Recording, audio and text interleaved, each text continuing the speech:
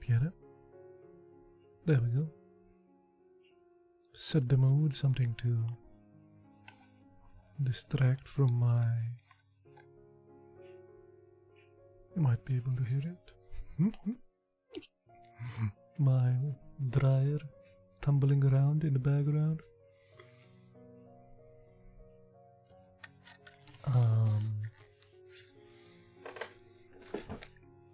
Let's assume our position, the reading position, which is, I call it lazy comfortable.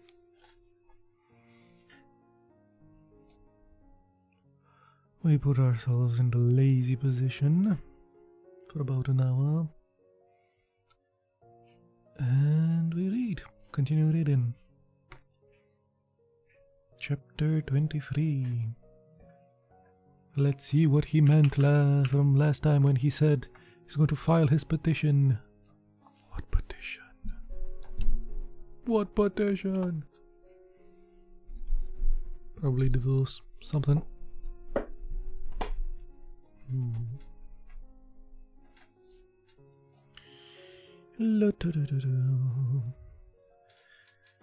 She looked at him blankly. What he said was so unexpected that at the first moment she could hardly gather its sense. What on earth are you talking about? she faltered. Even to herself her reply rang false, and she saw the look of disdain which it called forth on Walter's stern face. "I'm afraid you've thought me a bigger fool than I am." She did not quite know what to say. She was undecided whether indignantly to assert her innocence or to break out into angry reproaches. He seemed to read her thoughts. "I've got all the proof necessary." She began to cry. The tears flowed from her eyes without any particular anguish, and she did not dry them. To weep gave her a little time to recollect herself. Women. But her mind was blank. He watched her without concern, and his calmness frightened her. He grew impatient. You're not going to do much good by crying, you know." His voice, so cold and hard, had the effect of exciting in her a certain indignation. She was recovering her nerve. "I don't care. I suppose you have no objection to my divorcing you. It means nothing to a man." "You will allow me to ask, why should I put myself to the smallest inconvenience on your account?" "It can't be any difference to you. It's not much to ask you to behave like a gentleman."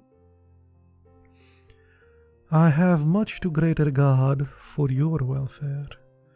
She sat up now and dried her eyes. "What do you mean?" she asked him. "Townsend will marry you only if he is correspondent. And the case is so shameless that his wife is forced to divorce him." "You don't know what you're talking about," she cried. "You stupid fool."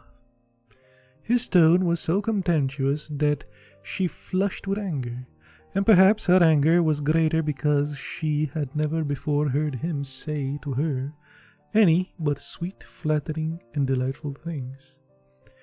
She had been accustomed to find him subservient to all her whims. "If you want the truth, you can have it. He's only too anxious to marry me. Dorothy Townsend is perfectly willing to divorce him, and we shall be married the very moment we are free." "Did he tell you that in so many words, or is that the impression you have gained from his manner?" Walter's eyes shone with bitter mockery. They made Kitty a trifle uneasy. She was not quite sure what Charlie had ever said exactly in so many words. "Has he said it over and over again?" "That's a lie, and you know it's a lie. He loves me with all his heart and soul. He loves me as passionately as I love him. You found out. I'm not going to deny anything. Why should I? We've been lovers for a year, and I'm proud of it. He means everything in the world to me, and I'm glad that you know at last. We're sick to death of secrecy and compromise, and all the rest of it. It was a mistake that I ever married you, and I never should have done it. I was a fool. I never cared for you. We never had anything in common. I don't like the people you like. I am bored by the things that interest you. Thankfully, it is finished." He watched her without a gesture and without movements of his face. He listened attentively, and no change in his expression showed what she said affected him. "Do you know why I married you?" "Because you wanted to be married before your sister Doris." "It's true." But it gave her a funny little turn to realize that he knew it.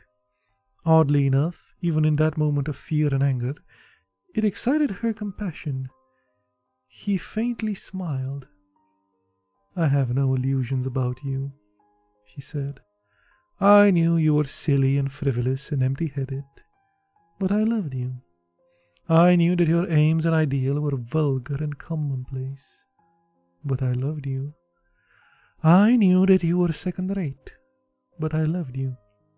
It's comic when I think how hard I tried to be amused by the things that amuse you, and how anxious I was to hide from you that I wasn't ignorant or vulgar or scandal-mongering and stupid. I know how frightened you were of intelligence, and I did everything I could to make you think as me a bigger fool as the rest of the men you knew. I knew that you would only marry me for convenience. I loved you so much I didn't care. Most people, as far as I can see, when they're in love with someone and the love isn't returned, feel that they have a grievance. They grow angry and bitter. I wasn't like that. I never expected you to love me. I didn't see any reason why you should. I never thought myself very lovable. I was thankful to be allowed to love you, and I was enraptured now and then, and I thought you were pleased with me, or when I noticed in your eyes a gleam of good-humored affection. I tried not to bore you with my love. I knew I couldn't afford to do that, and I was always on the lookout for the first sign that you were impatient with my affection. What most husbands expect as a right, I was prepared to receive as a favor. Kitty, accustomed to flattery all her life, had never heard such things said to her before. Blind wrath, driving out fear, arose in her heart. It seemed to choke her, and she felt the blood vessels in her temples swell and throb. Wounded vanity can make a woman more vindictive than the lioness robbed of her cubs. Kitty's jaw, always a little too square, protruded with a apish hideous of her beautiful eyes, were black with malice, but she kept her temper in check. If a man hasn't what's necessary to make a woman love him, it's his fault, not hers. Evidently.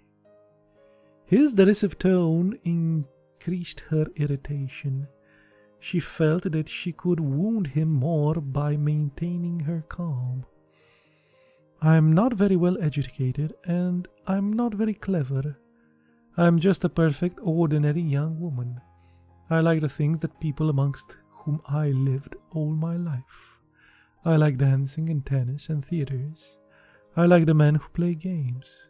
It's quite true that I have always been bored by you and by the things you like. They mean nothing to me, and I don't want them to. You dragged me along those interminable galleries in Venice. I should have enjoyed myself much more playing golf at a sandwich. Golf and a sandwich at a sandwich. I know. I'm sorry if I haven't been all you expected me to be. Unfortunately, I always found you physically repulsive.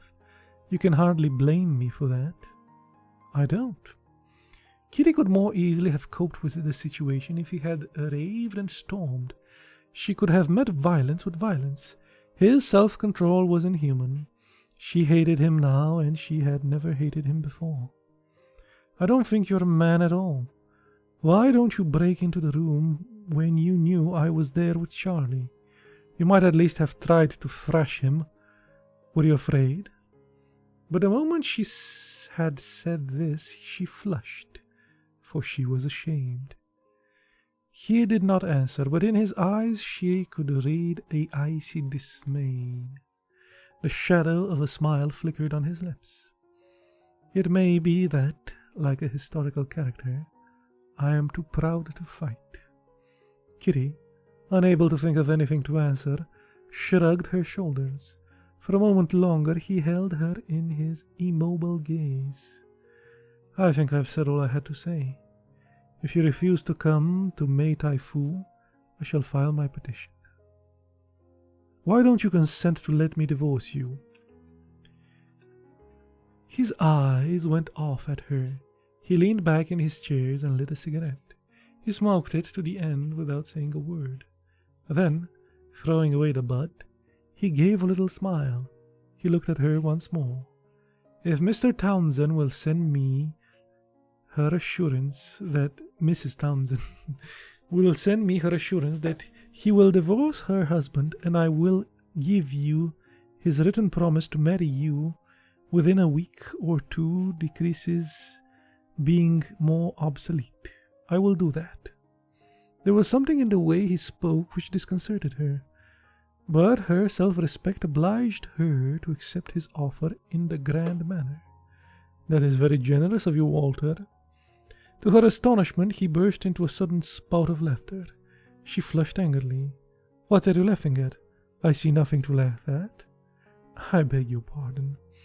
I dare say my sense of humor is peculiar.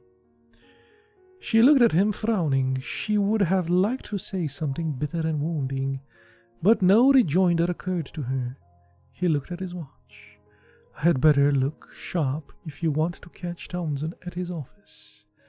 If you decide to come with me at Mai Tai Fu, it would be necessary to start the day after tomorrow. Do you want me to tell him today? There is no time like the present. Her heart began to beat a little faster. It was not uneasiness that she felt. She did not quite know what it was. She wished she could have had a little longer. She would have liked to prepare Charlie. But she had the fullest confidence in him. He loved her as much as she loved him, and it was treacherous even to let the thought cross her mind that he would not welcome the necessity that was forced upon them. She turned to Walter gravely. I don't think you know what love is. You can have no conception how desperately in love Charlie and I are with one another. It really is the only thing that matters. The only sacrifice that our love calls for will be as easy as falling off a log. He gave a little bow, but said nothing, and his eyes followed her as she walked with measured step from the room. Pum pum pum. We'll have to see what little old Charlie has to say. Bet it's not going to be good.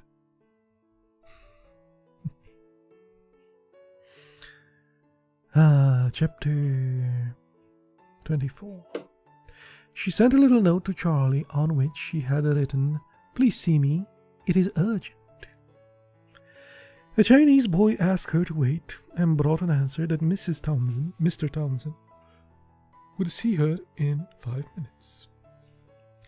She was unaccountably nervous. When at last she was ushered into the room, Charlie came forward to shake hands with her. But the moment the boy, having closed the door, left them alone, he dropped the affable formality of his manner. I say, my dear, you really mustn't come here in working hours. I've got an awful lot of work to do, and we don't want to give people a chance to gossip. She gave him a long look with those beautiful eyes of hers and tried to smile, but her lips were stiff and she could not. I wouldn't have come unless it was necessary. He smiled and took her arm. Well, since you're here, come and sit down. It was a long, bare room, narrow, with a high ceiling. Its walls were painted into shades of terracotta. The only furniture consisted of a large desk, a revolving chair from Townsend to sit in, and a leather armchair for visitors. It intimidated Kitty to sit in this. He sat at the desk. She had never seen him in spectacles before. She did not know that he used them. Then he noticed that her eyes were on them. He took them off. I only use them for reading, he said. Her tears came easily now. She hardly knew why. She began to cry. She had no deliberate intention of deceiving, but rather an instinctive desire to excite his sympathy. He looked at her blankly. Anything the matter? Oh, my dear, don't cry. She took out her handkerchief and tried to check her sobs. He rang the bell, and then the boy came to the door and went to it. If anyone asks for me, I am out. Very good, sir. The boy closed the door. Charlie sat on the arm of the chair and put his arm around Kitty's shoulders. Now, Kitty dear, tell me all about it. Walter wants a divorce, she said. She felt the pressure of his arm on her shoulder cease. His body stiffened. There was a moment's silence. Then Townsend rose from her chair and sat down once more in his. "What exactly do you mean?" he said. She looked at him quickly, for his voice was hoarse, and she saw that his face was quite dully red. "I had a talk with him. I've come straight from the house now. He says that he has all the proof he wants." "You didn't commit yourself, did you? You didn't acknowledge anything?" Her hand sank. "No," she answered. "Are you quite sure?" he said, looking at her sharply. "Quite sure." She lied again. He leaned back in his chair and stared vacantly at the map of China, which was hanging on the wall in front of him. She watched him anxiously. She was somewhat disconcerted at the moment in which he had received the news. She had expected him to take her in his arms and tell her he was thankful, for now they could be together always. But of course men were funny. She was crying softly, but now not to arouse sympathy, but because it seemed the natural thing to do. "This is a bloody mess we're going into," he said at length. "But it's no good losing our heads. Crying isn't going to do us any good, you know." She noticed the irritation in his voice and dried her eyes. "It's not my fault, Charlie. I couldn't help it." "Of course you couldn't. It was just damned bad luck. I was just as much to blame as you were. The thing to do now is to see how we're going to get out of it. I don't suppose you want to be divorced any more than I do." She smothered a gasp. She gave him a searching look. She was not thinking of her at all. He was not thinking of her at all. "I wonder what his proofs really are. I don't know how he can actually prove that we were together in that room. On the whole, we've been about as careful as anyone could be. I'm sure that old fellow at the curio shop wouldn't give us away. Even if he did seen us go in there, no reason we should hunt curios together. We shouldn't hunt curios together." He was talking to himself rather than to her. "It's easy enough to bring charges, but it's damn difficult to prove them. Any lawyer will tell you that. Our line is to deny everything, and if he threatens to bring actions, we'll tell him to go to hell, and we'll fight it." "I couldn't go to court, Charlie." "Why on earth not? I'm afraid we'll have to. God knows I don't want a row, but we can't take it lying down." "Why need we defend it?" What a question to ask. After all, it's not only you that are concerned. I'm concerned too. But as a matter of fact, I don't think you need to be afraid of that. We shall be able to square our husbands somehow. The only thing that worries me is the best way to set it about." It looked as though an idea occurred to him, for he turned towards her with a charming smile, and his tone, a moment before abrupt and businesslike, became intriguing. "I'm afraid you've been awfully upset, poor little woman. It's too bad." He stretched out his hand and took hers.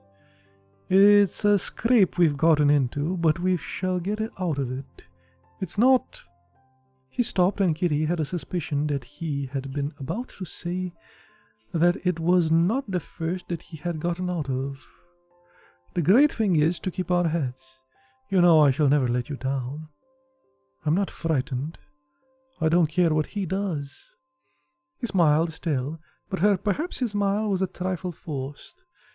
"It's the worst to come. If the worst comes to worst, I shall have to tell the governor. He'll curse me like hell, but he's a good fellow and a man of the world. He'll fix it up somehow. I wouldn't do him any good if there was a scandal."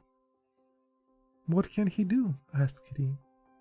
"He can bring pressure to bear on Walter. If he can get at him through his ambition, he'll get at him through his sense of duty." Kitty was a little chilled. She did not seem able to make Charlie see how desperately grave the situation was. His airiness made her impatient. She was sorry that she had come to see him in his office. The surroundings intimidated her. It would have been much easier to say what she wanted if she had been in his arms with hers round his neck. "You don't know, Walter," she said. "I know every man has his price." She loved Charlie with all her heart, but his reply disconcerted her. For such a clever man, it was a stupid thing to say. "I don't think you realize how angry Walter is. You haven't seen his face, and the look in his eyes." He did not reply for a moment, but he looked at her with a slight smile. She knew what he was thinking. Walter was a bacteriologist, and occupied a subordinate position. He could hardly have the imprudence to make himself a nuisance to the upper officials of the colony. "It is no good deceiving yourself, Charlie," she said earnestly. "If Walter has made up his mind to bring an action, nothing that you or anyone else can say will have the slightest influence." His face once more grew heavily and sulky. "It is this idea to make me a correspondent. At first it was. At last I managed to get him to consent to let me divorce him. Oh well, that's not so terrible." His manner relaxed again, and she saw the relief in his eyes. "That seems to me a very good way out. After all, is the least a man could do. It is the only decent thing. But he makes a condition." He gave her an inquiring glance, and he seemed to reflect. "Of course, I'm not a very rich man, but I'll do anything in my power."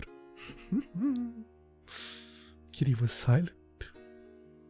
Charlie was saying things which she would never have expected him to say, and they made it difficult for her to speak.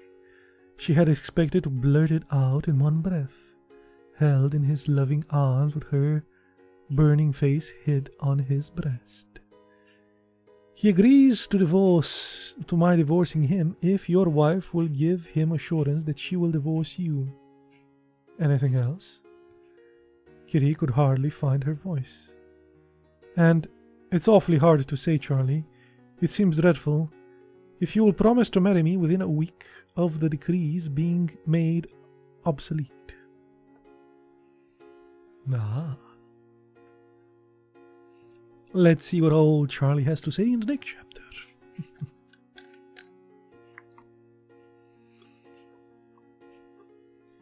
I bet old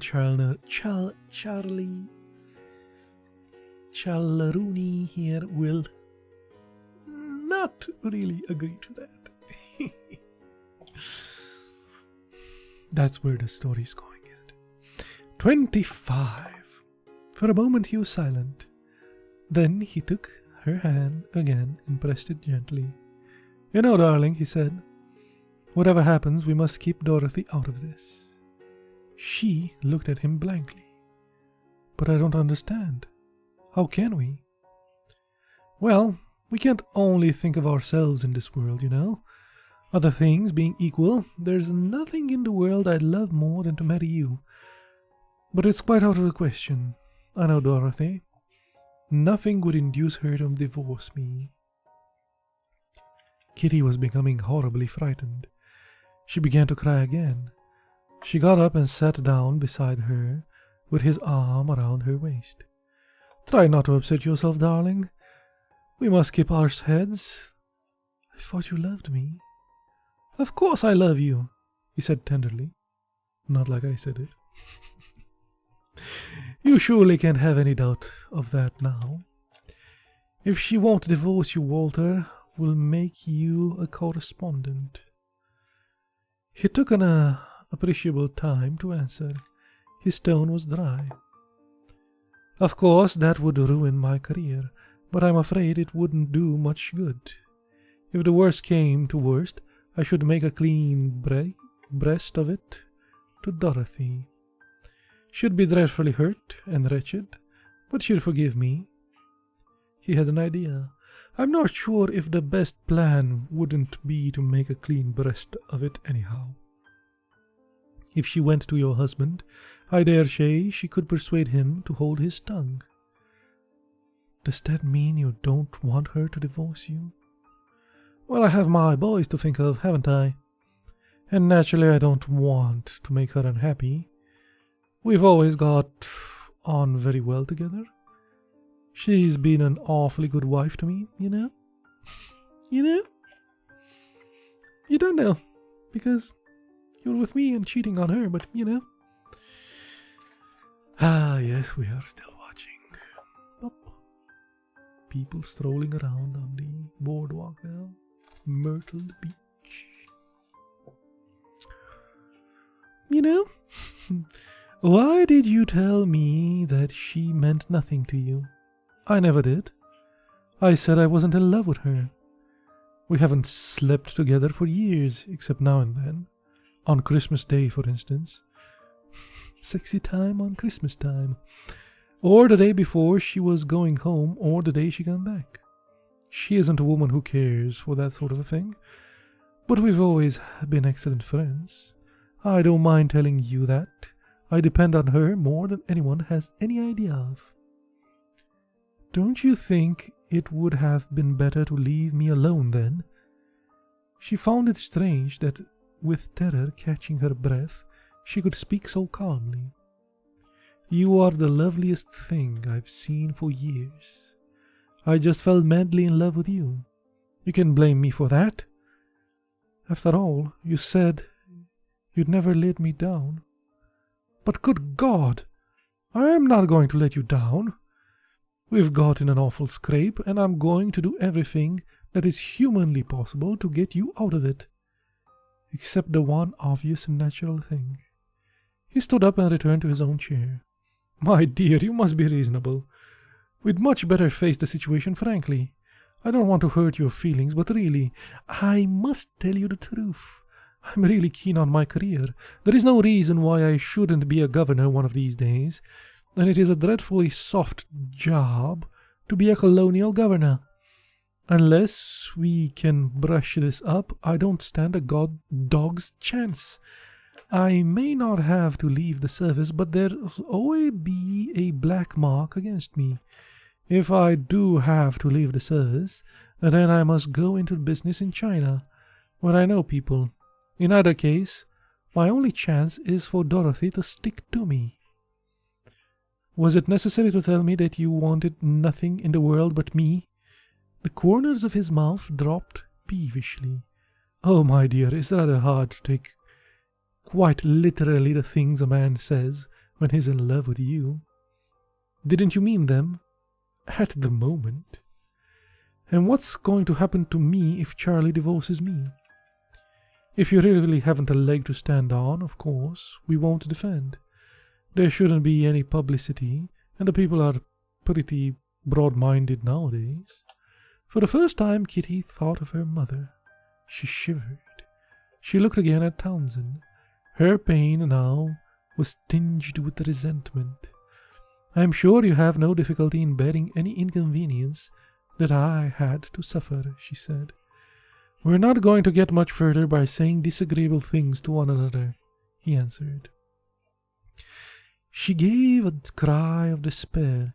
It was dreadful that she could love him so devotedly and yet feel such bitterness towards him. It was not possible that he understood how much he meant to her. Oh, Charlie, don't you know how much I love you? But, my dear, I love you. Only we're not living in a desert island, and we've got to make the best we can out of the circumstances that are forced upon us. You really must be reasonable. How can I be reasonable? To take our love was everything, and you were my whole life. It's not very pleasant to realize that to you it was only an episode. Of course it wasn't an episode, but you know, when you ask me to get my wife, to whom I'm very much attached, to divorce me and ruin my career by marrying you, you're asking a good deal. No more than I'm willing to do for you. The circumstances are rather different. The only difference is that you don't love me. One can be very much in love with a woman without wishing to spend the rest of one's life with her.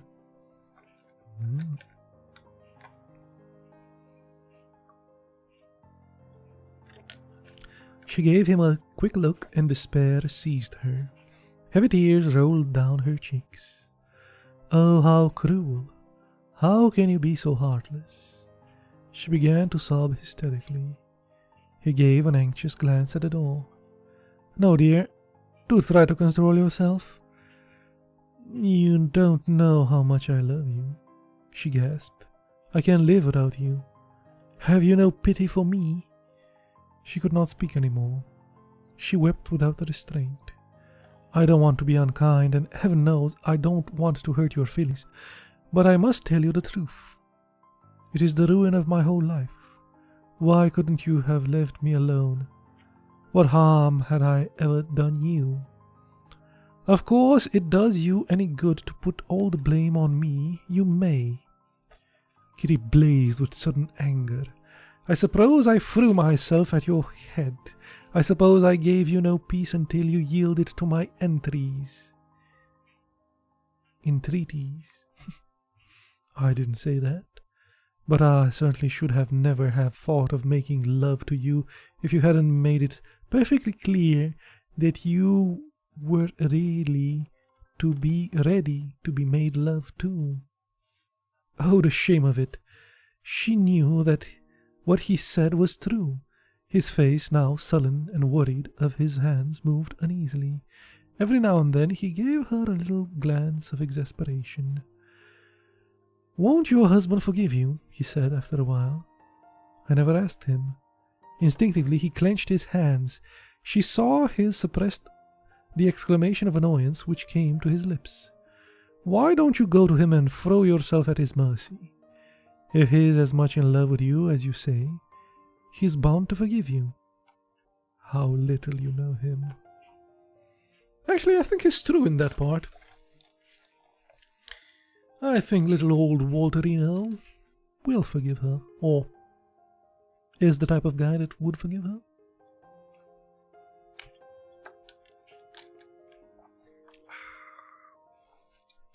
And with that, we end another chapter now.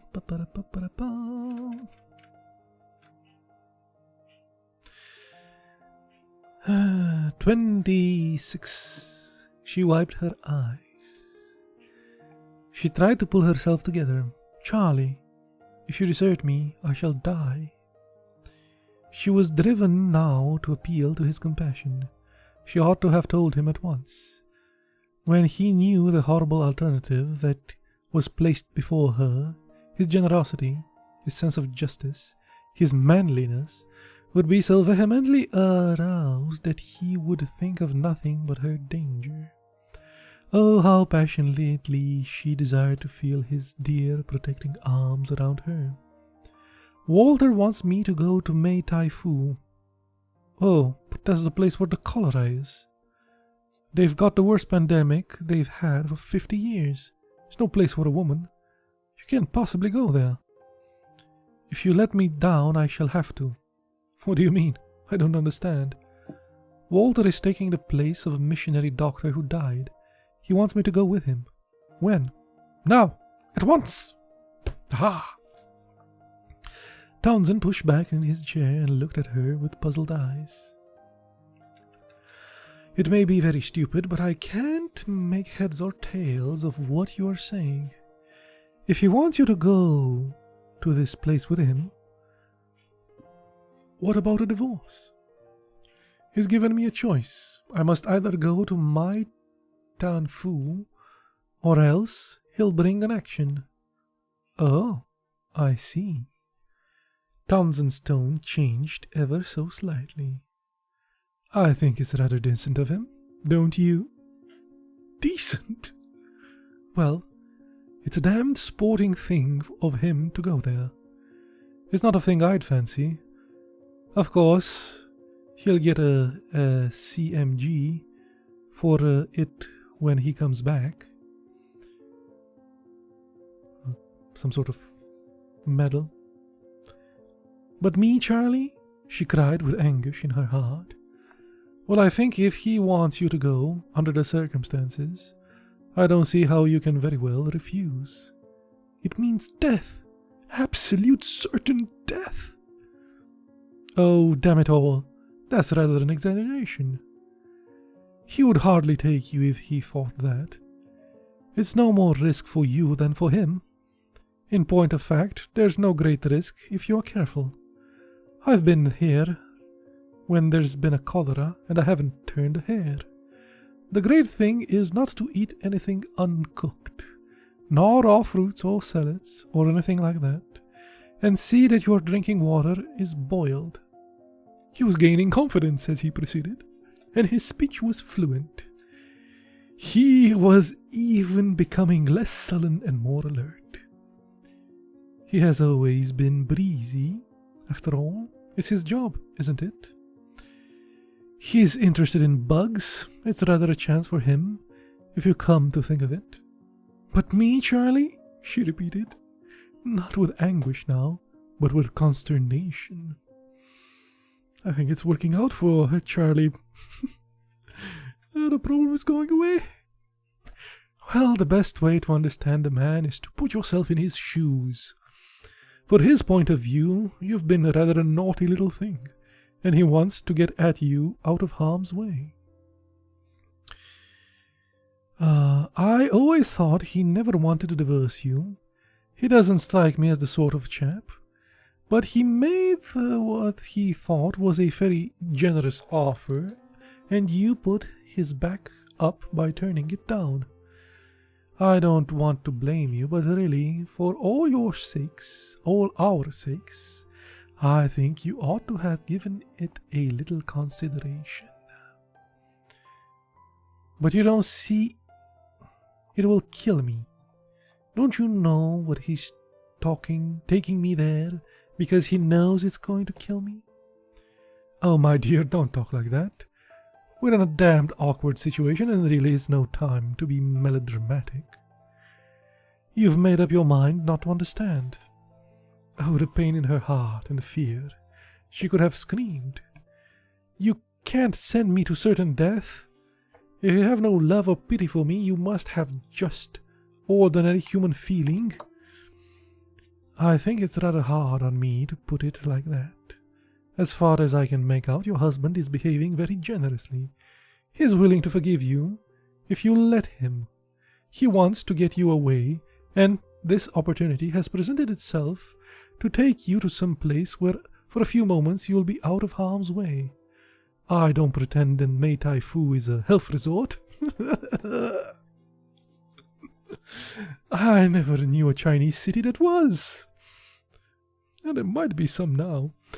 But that's the worst thing you can do. What's the worst thing? That's the worst thing you can do. I believe as many people die from sheer fright in an epidemic as they get infected. But I'm frightened now. When Walter spoke of it, I almost fainted. At the first moment, I can quite believe it was a shock. But when you come to look at it calmly, you will be all right. It will be the sort of experience that not everyone has had. I fought. She rocked to and fro in agony. He did not speak, and once more his face wore that sullen look which till lately she had never known. Kitty was not crying now. She was dried-eyed, calm, and through her voice, though her voice was low, it was steady. Do you want me to go? It's a Hobson chance, isn't it? Is it? It's the only fair way to you to tell it's only fair to you to tell you that it is your husband brought an action for divorce and won it. I shouldn't be in a position to marry you. That was quite the dribbling sentence there. It must have seemed an age to him before she answered. She rose slowly to her feet. I don't think that my husband ever thought of bringing an action. Then why on God's name have you been frightening me out of my wits? He asked. She looked at him calmly. He knew that you would let me down. She was silent. Vaguely, as when you are studying a foreign language, like me, reading his, and read a page which at first you can make nothing of, till a word or a sentence gives you a clue, and on a sudden suspicion, as it were, of the sense of flashes across your troubled wits, vaguely she gains an inkling into the works of Walter's mind. It was like a dark, ominous landscape seen by a flash of lightning, and in a moment hidden away again by the night. She shuddered at what she saw. He made that threat only because he knew you would crumple up at it, Charlie. It's strange that he should have judged you so accurately. It was just like him to expose me to such a cruel disillusion. Charlie looked down at the sheet blotting paper in front of him. He was frowning a little and his mouth was sulky, but he did not reply. He knew that you were vain, cowardly, and self-seeking. He wanted me to see it with my own eyes. He knew that you would run like a hare at the approach of danger. He knew how grossly deceived I was in thinking that you were in love with me, because he knew that you were incapable of loving anyone but yourself. He knew you would sacrifice me without a pang to save your own skin. If it really gives you any satisfaction to say beastly things to me, I suppose I've got no right to complain. Women are always unfair, and they generally manage to put a man in the wrong. But there is something to be said on the other side. She took no notice of his interruption. This is like a... like the explanation in a theater. This is like a theater note. She took no notice of his interruption. And now I know all that he knew. I know that you're callous and heartless. I know that you're selfish beyond words. And I know you haven't the nerve of a rabbit. I know you're a liar and a humbug. Ah, humbug. I know that you are utterly contemptible. And the tragic part is, her face was on a sullen, distraught with pain. The tragic part is, notwithstanding, I love you with all my heart. Kitty, kitty cat. Have a mitten. She gave a bitter laugh. She had spoken her name in that melting, rich tone. He had spoken her name in that melting, rich tone of his, which came to him so naturally and meant so little. "You fool!" she said. "You fool!" He drew back quickly, flushing and offended. He could not make her out. She gave him a look in which there was a glint of amusement. "You are beginning to dislike me, aren't you? Well, dislike me. It doesn't make any difference to me now." She began to put on her gloves. "What are you going to do?" he asked. "Oh, don't be afraid. You'll come to no harm. You'll be quite safe." "For God's sake, don't talk like that, Kitty. Kitty cat." She answered, and his deep voice rang with anxiety. "You must know that everything that concerns you concerns me. I shall be frankly anxious to know what happens." "What are you going to say to your husband?" "I'm going to tell him that I am prepared to go to Mai Tai Fu with him." Well, she does have another choice. There is always the third option. Not be with any of them. You know? She could choose to be alone. Go home to Mummy. Perhaps when you consent, he won't insist. He could not have known why. When he said this, she looked at him so strangely. "You're not really frightened?" he asked her. "No," she said. "You've inspired me with courage to go into the midst of cholera epidemic with an unique experience, and if I die of it, well, I die. I was trying to be as kind to you as I could. She looked at him. Tears sprang into her eyes, and once more her heart was very full. The impulse was almost irresistible to fling yourself on his breast and to crush her lips against his. It was no use. "If you want to know," she said, trying to keep her voice steady, "I go with death in my heart and fear. I do not know what Walter has in that dark, twisted mind of his, but I am shaking with terror. I think it may be that death will be really a release."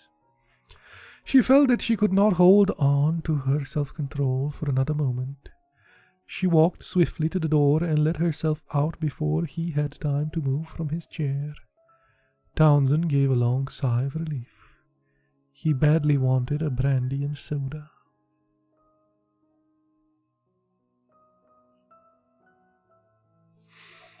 "Brandy! Bring me some brandy."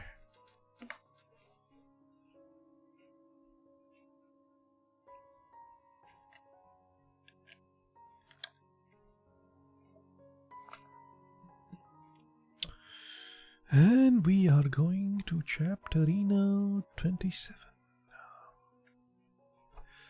Let's see the epic conclusion. Walter was in when she got home. She would have liked to go straight to her room, but he was downstairs, in the hall, giving instructions to one of the boys. She was so wretched that she welcomed the humiliation to which she must expose herself. She stopped and faced him. "I'm coming with you to that place," she said. "Oh, good. When do you want me ready?" "Tomorrow night." She did not know what spirit of bravado entered into her. His indifference was like the prick of a spear. She said a thing that surprised herself. "I suppose I needn't take more than a few summer things and a shroud, need I?" She was watching his face and knew that her flippancy angered him. "I've told you, Amach, what you will want. I already told your Amach what you will want." She nodded and went up to her room. She was very pale. Okay, so he already provided the instructions. It was fine. He knew. Chapter 28.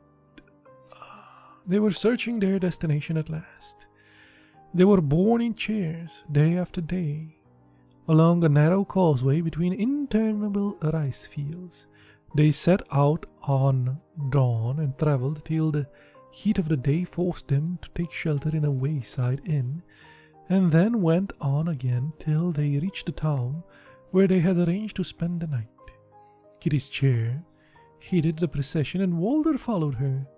Then in a straggling line came the coolies and bore their beddings, stores, and equipment. Coolies. That's a thing. The coolies came. Kitty passed through the country with unseeing eyes. All through the long hours, the silence broken by an occasional remark from one of the bearers or a snatch of uncaught song, she turned over in her tortured mind the details of that heart-rending scene in Charlie's office, recalling what he had said to her and what she had said to him. She was dismayed to see what an arid and businesslike turn their conversation had taken.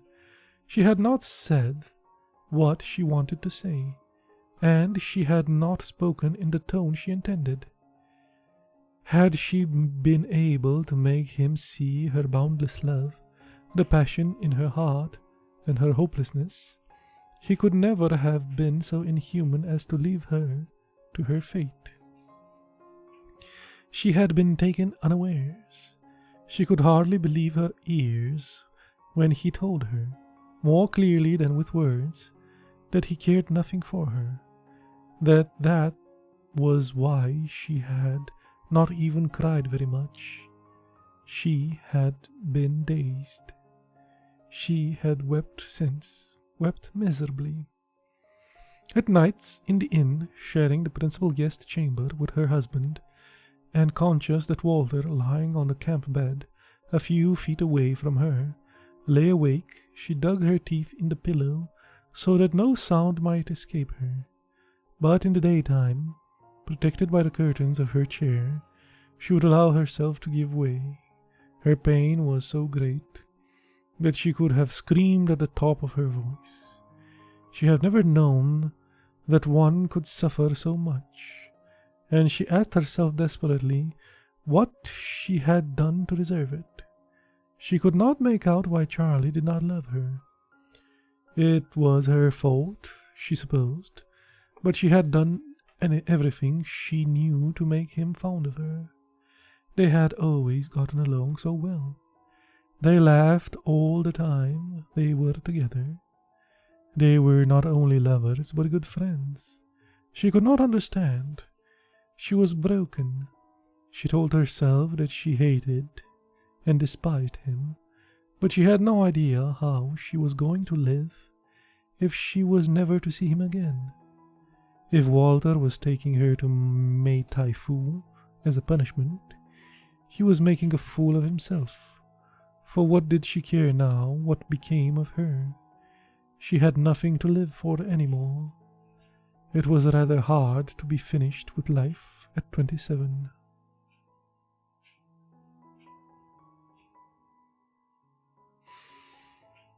Chapter 29. We're getting close. Getting close to the special number. On the steamer that took them up the West River, Walter read incessantly, but at mealtimes he endeavored to make some kind of conversation. He talked to her as though she were a stranger with whom he happened to be making the journey. So indifferent. Things, from politeness, Kitty imagined, or because of so he could render more marked the gulf that separated them.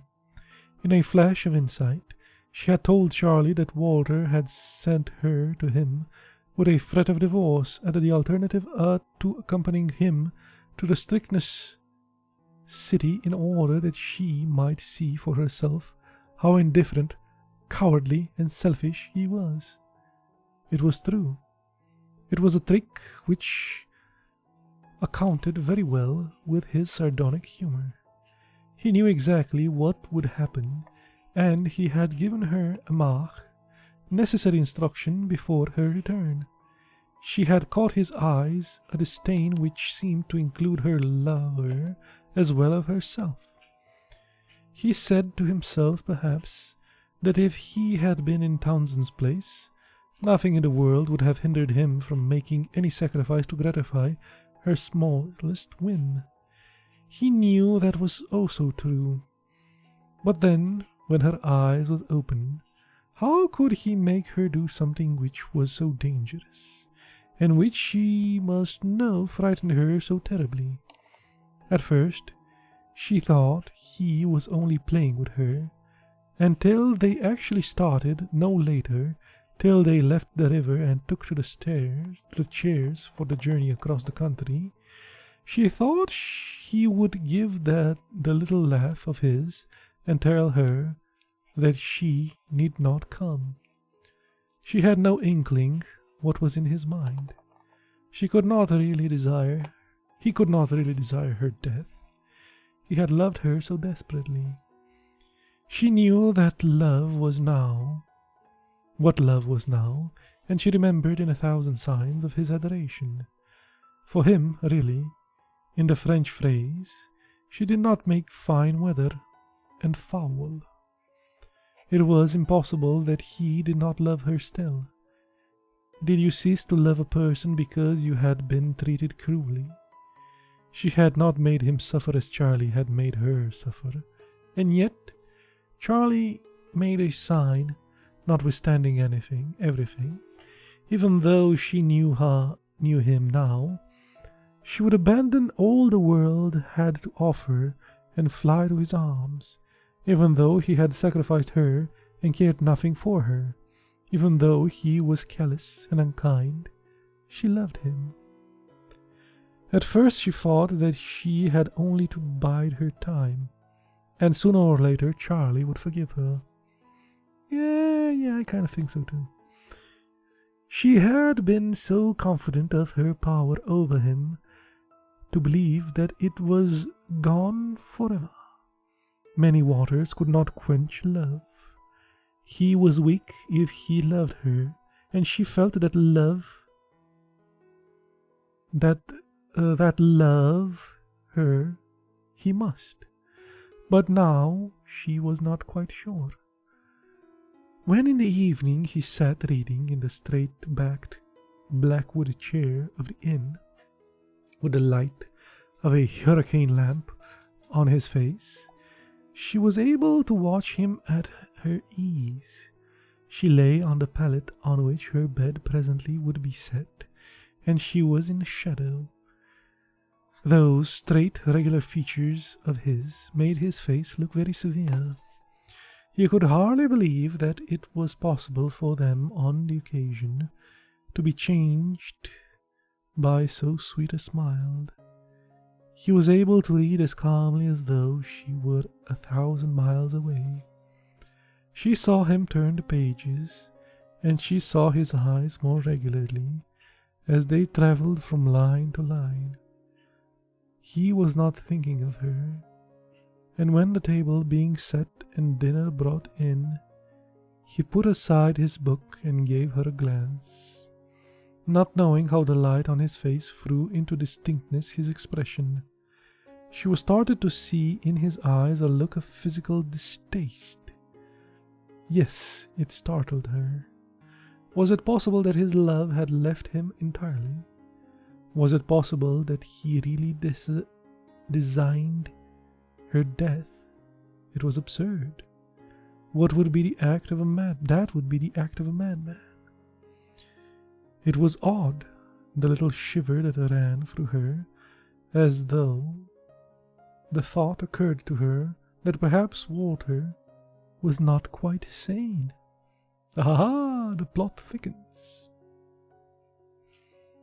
And we find it, the Triple X chapter. But alas, we will have to stop here. We will let the Triple X chapter for this one. For another time. Whenever that may be. Interesting though. It was an interesting hour. Was it not?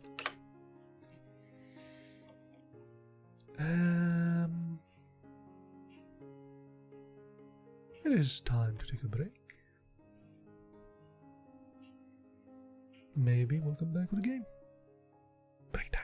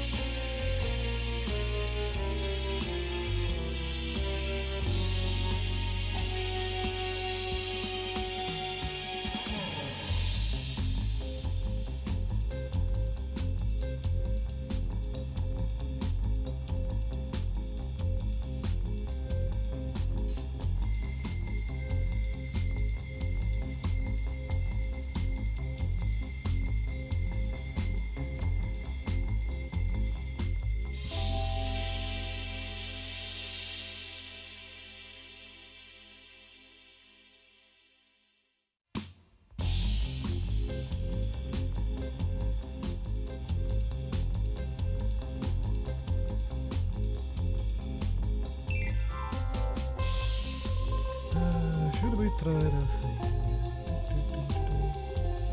Was the more that people? Should we try? It's behaving kind of badly last time.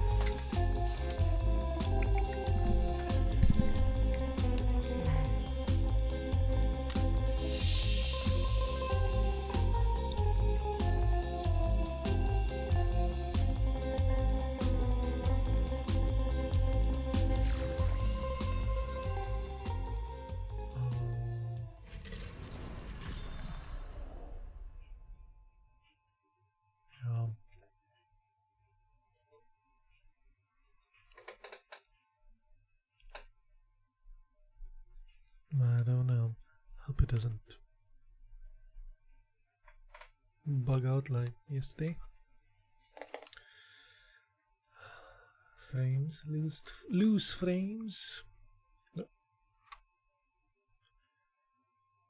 Have to rename some stuff here.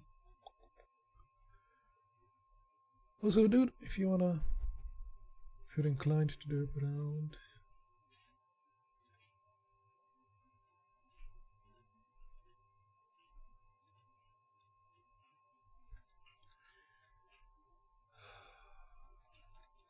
Man, renaming stuff. Trovo is a pain in the butt.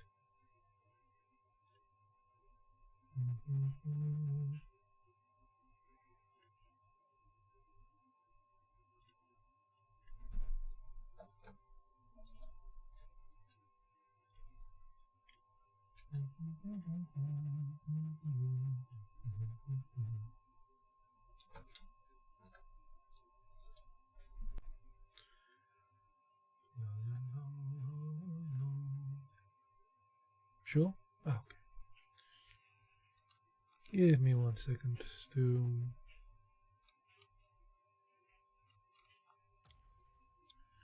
rename the crap here and now. For God's sake, Trovo, let me rename.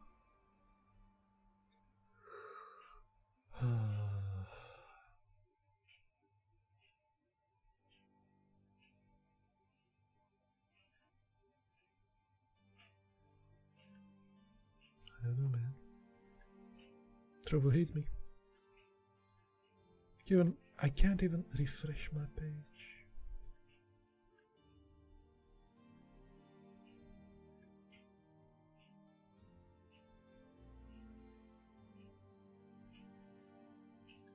Keep. Pick other, I'm telling you. I don't know what's wrong with it though. Genuinely. Page was bugged. Trovo bugged.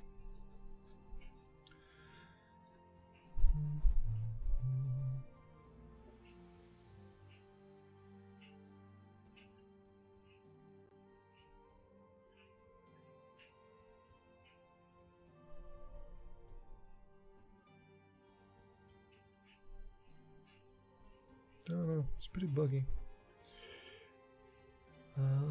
Let's try again.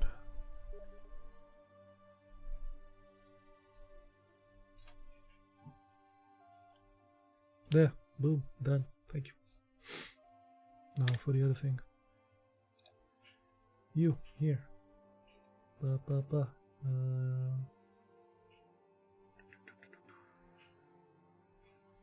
Remote, play together, I think. Maybe. That might be it. Invited. Yes, should be fine. Hopefully. Hopefully this game doesn't lose frames and stuff. Annoying yesterday. We'll goddamn uninstall it.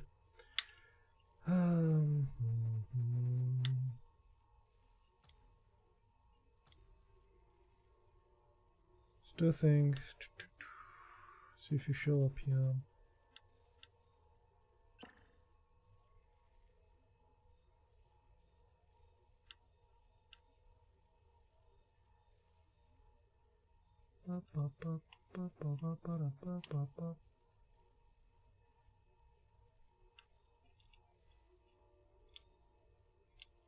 Yeah, you flickered there for the moment.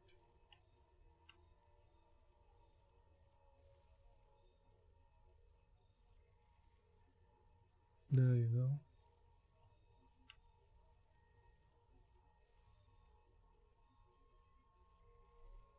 You pick that guy.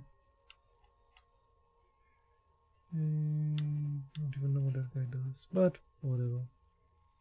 Should be fine in this one.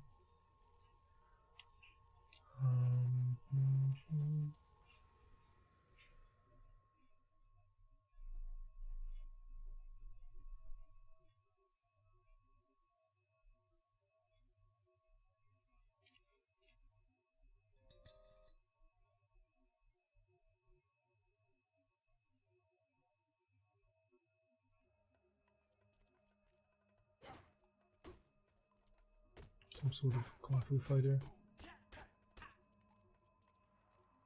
Kung Fu Panda.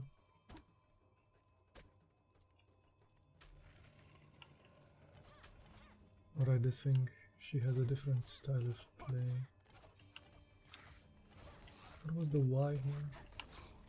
Oh, okay, distance dash.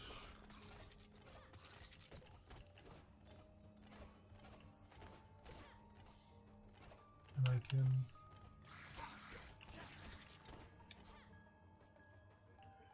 Okay...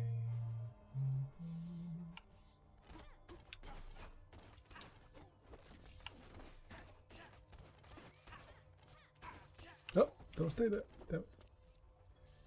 Click that thing accidentally.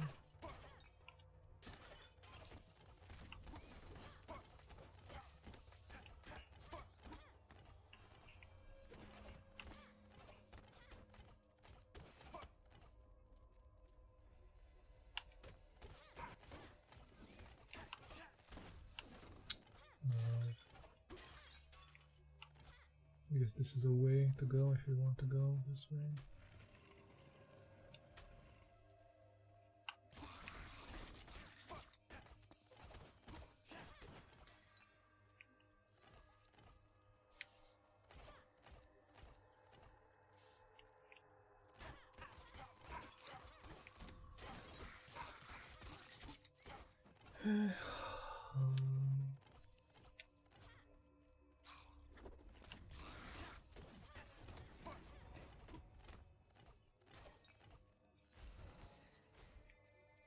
Force.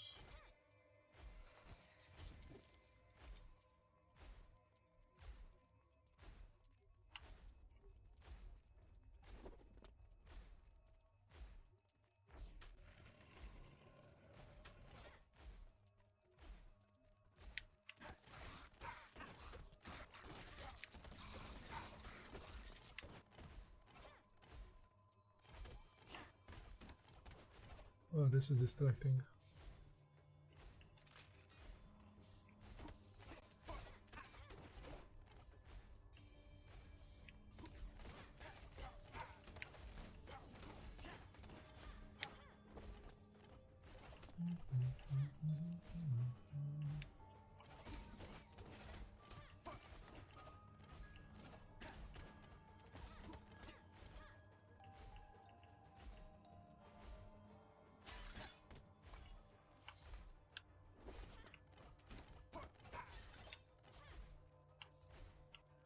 Okay, yes, we can go off. So we take this.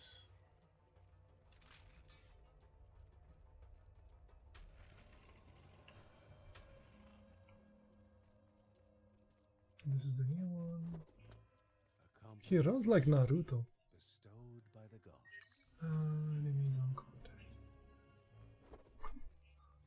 Who the hell runs like that, man? Face plant running. Oh, terrible.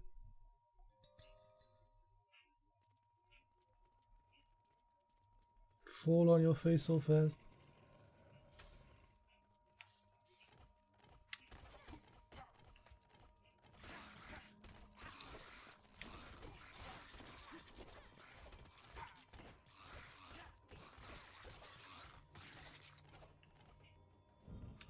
Alright, let's go there. Call forth for sort of divine damage. Should reduce. That's a rune thing, okay.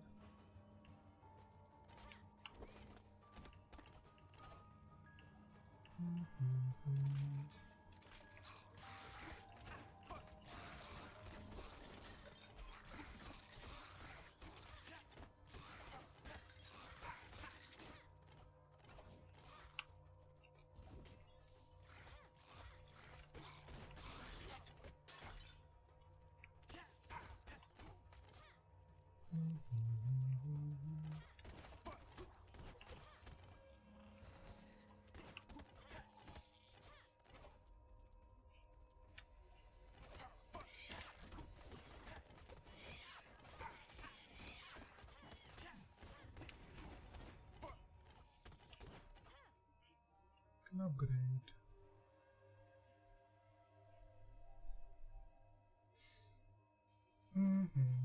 Armor bar. Okay. You can pick both of them. Okay, those are skill points. Cool.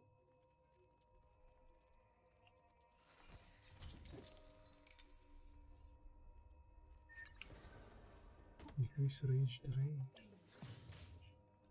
Ooh. Snappy. We don't need that.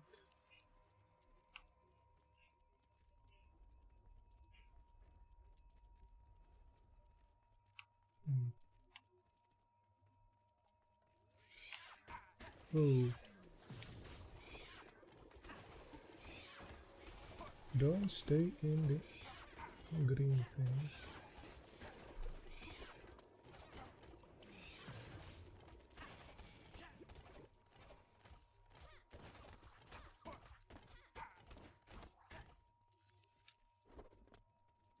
Go get the health.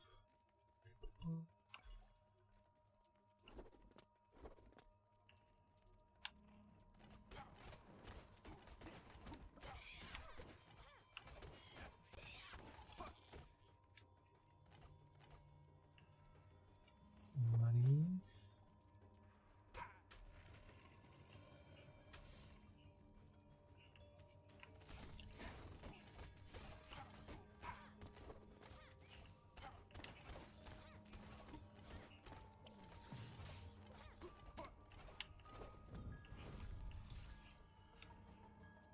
Cleansing apparently gives us more money. Oh, don't stay in there. Don't stay in there.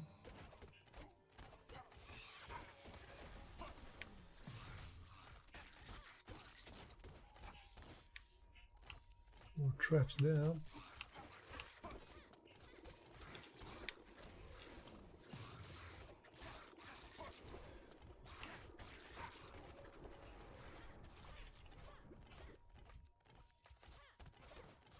Go get the health.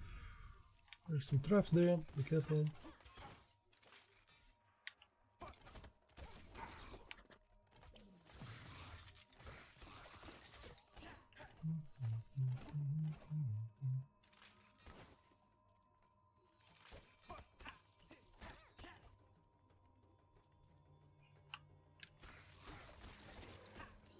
Another one? Jesus. It's a bit harsh with the mini bosses, man. I guess they give more of them when we are two.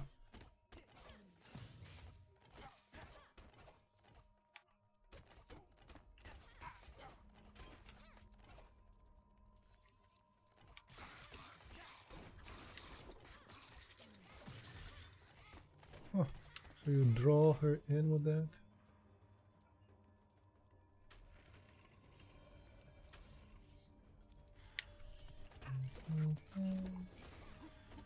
Right up. Can't even see the tab. There we go. Can't even see the chat.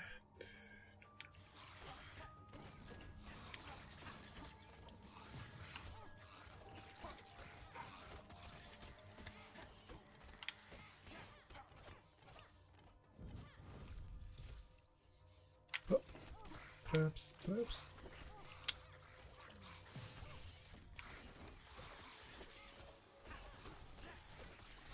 Jesus, not good.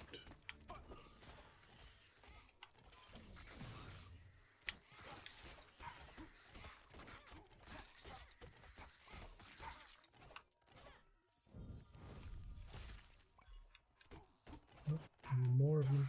Okay.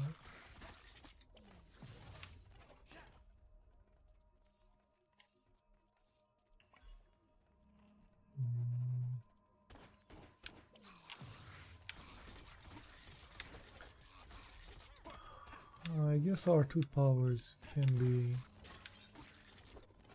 you gather them and I put my thing.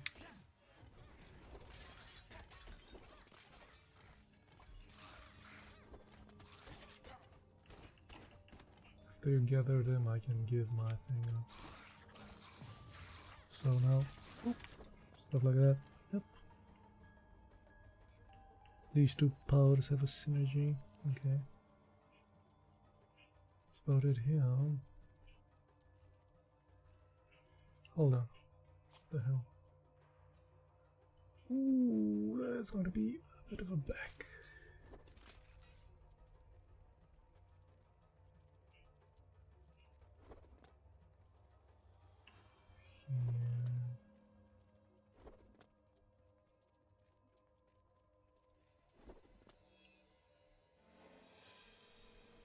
Sweat dripped from the man's brow, his stamina fading in his final stand to protect his family. Were such trials worth the promise of a safe haven?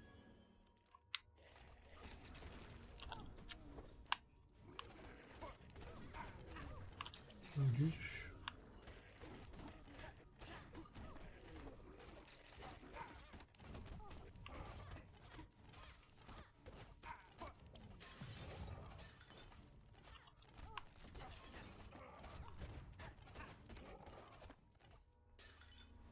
Okay.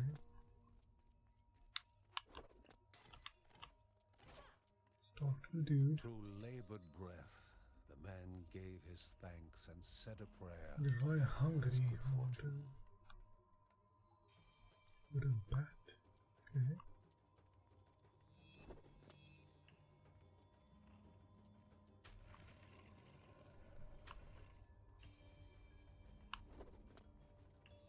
Welcome, friend, the shopkeep greeted. Don't mind the occasional bloodstain. I guess I should buy some life. Welcome, friend, the shopkeep greeted. Don't mind the occasional bloodstain on the merchandise.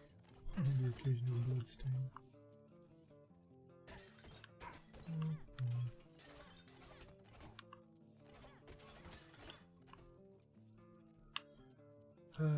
But okay. Could only buy a life. You gotta buy life too. Okay. I think that's about it.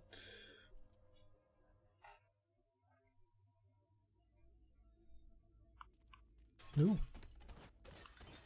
Doggy. Well, there you go. Doggy gave us some life. Grants shield which will protect you from a certain amount of damage. Okay.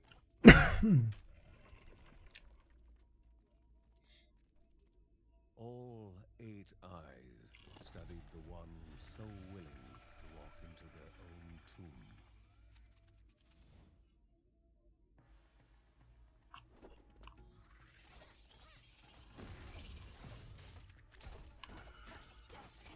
Yeah.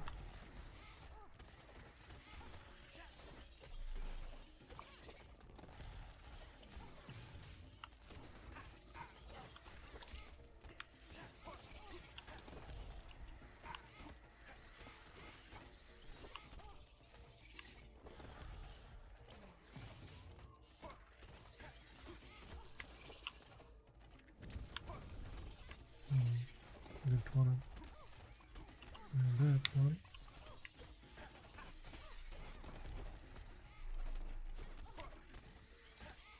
Come on.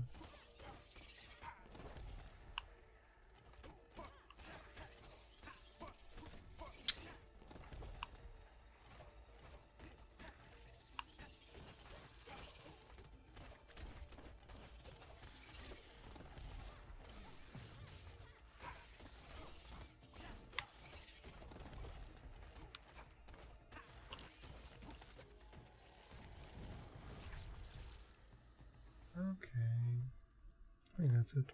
Right.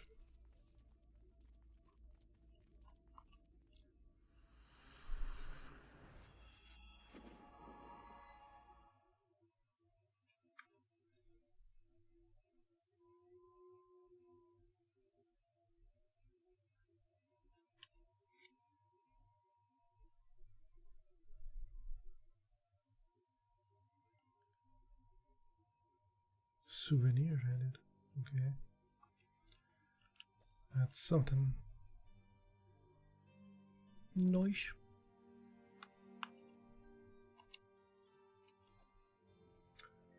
I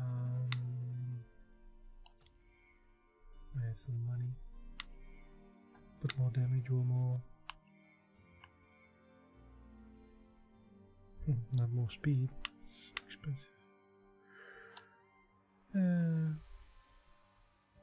And now with purchasing, with armor is nice. Armorino, more health.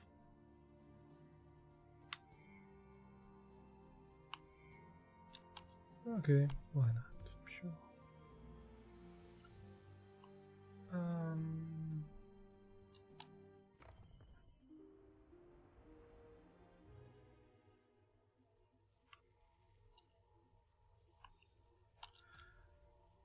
Let's get our butts kicked in that one.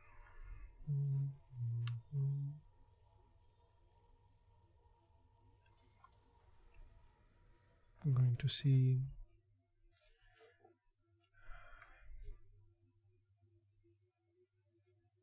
how it moves and stuff, but first I want to upgrade her.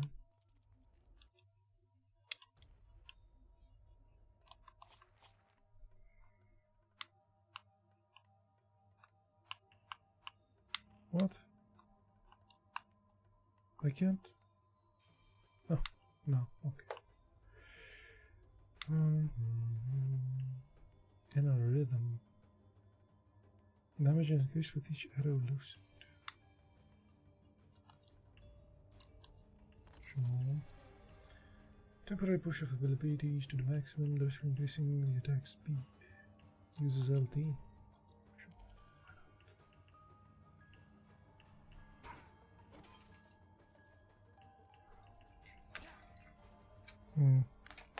LT. Ah, it's the rage. It's the rage I have with the other guy. Okay.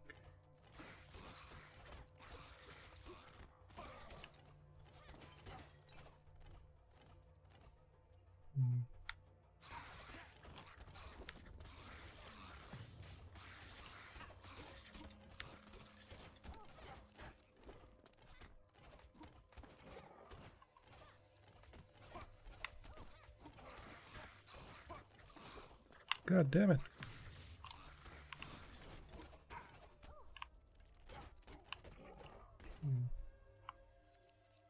Lost half my life. Not good. Their aim is perfect.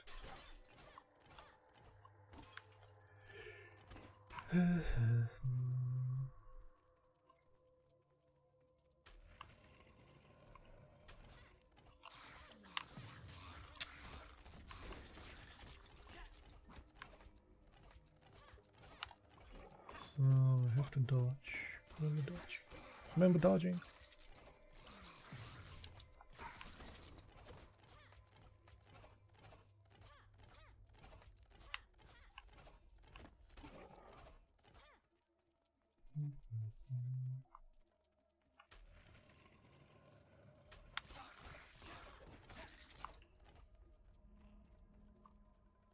Oh, this is the next thing.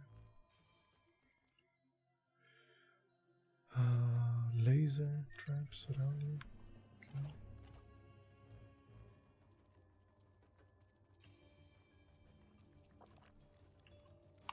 Oh.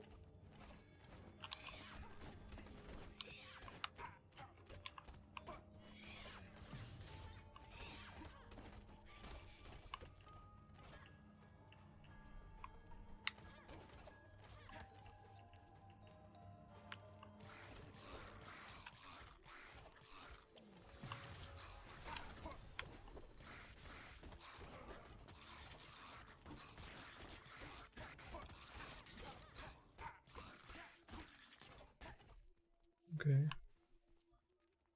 Those are the laser traps. Didn't quite work out.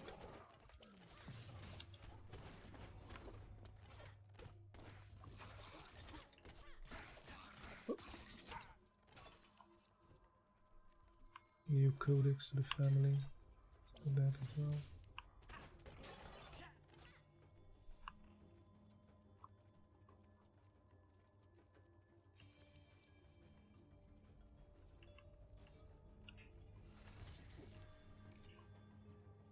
Yeah, we didn't even see that thing. Whoa.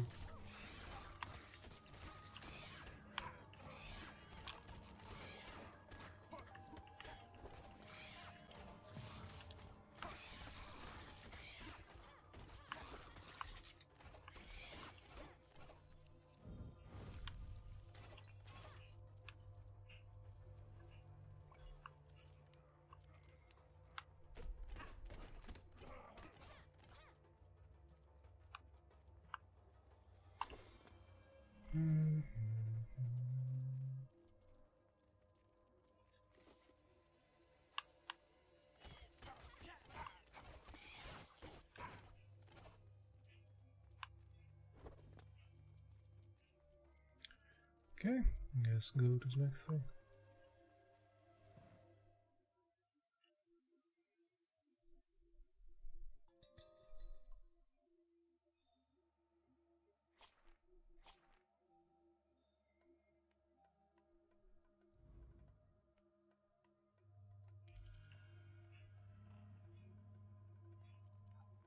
Cool.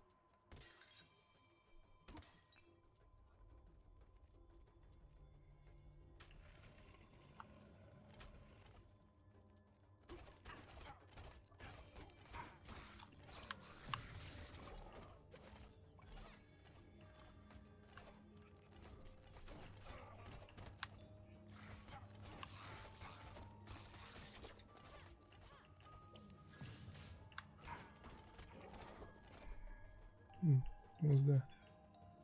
Significantly increase luck. Okay.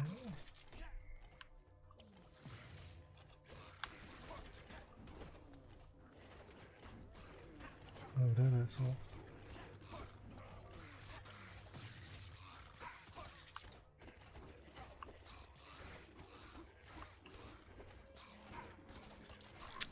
Oh, damn it. Dodge.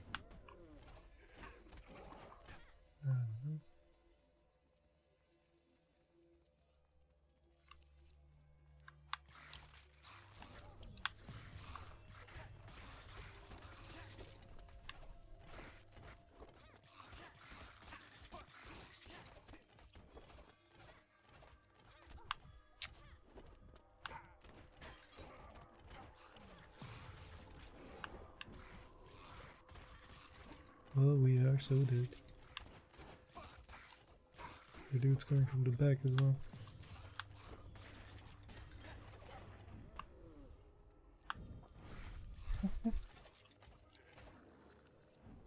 Yeah, I couldn't even dodge that. There's no way, man.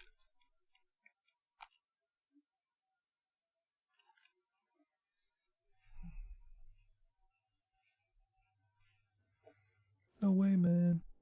No health in the world is going to help us with that.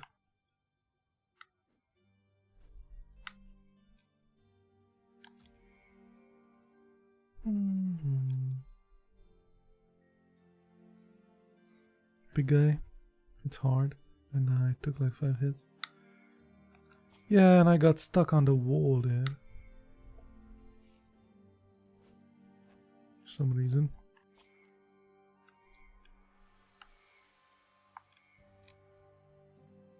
Didn't make any money either. I don't know, man. I don't know.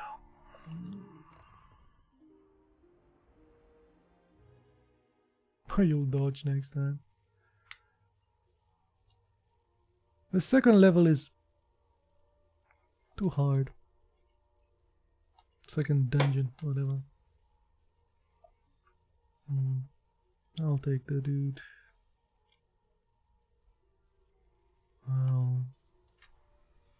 I'll upgrade him as well. I think you have like an ultimate, something.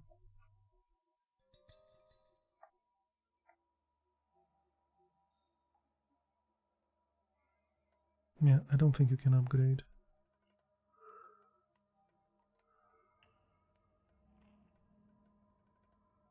You put 2 points in the one below. But it's going to give you like the other thing. It's going to give you rage and stuff.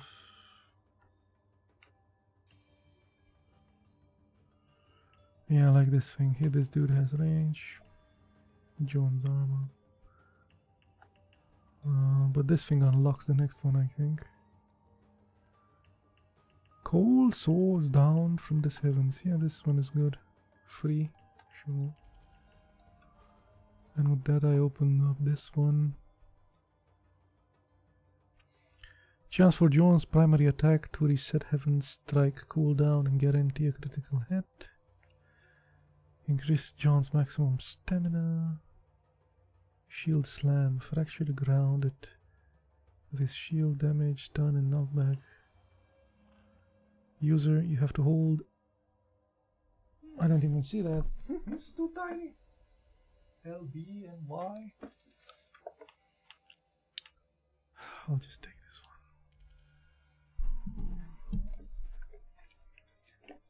this one. Okay. What's the left thingy? You didn't check it. What? This?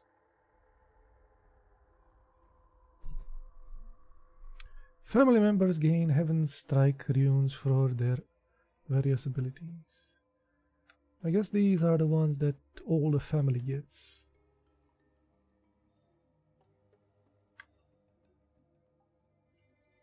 Heaven's Strike runes. Whatever that is. I think you have your... No, we don't. You don't.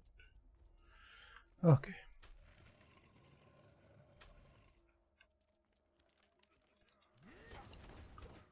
Oh, that's the dude's thing.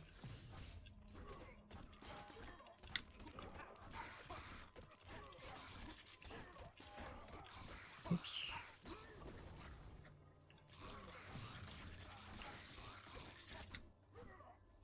Thing is, I usually play more cautiously anyway. When I'm playing alone. This is more...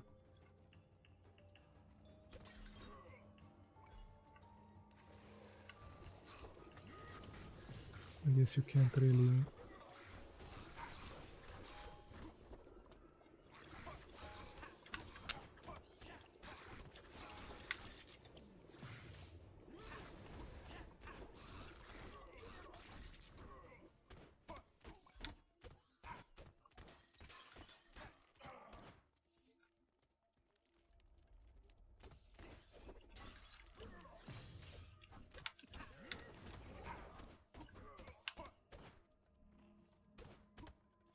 It's almost like the daughter's thing. Swords from the sky.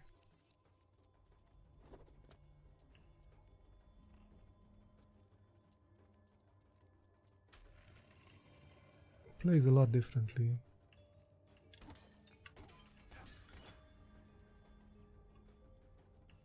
What the hell?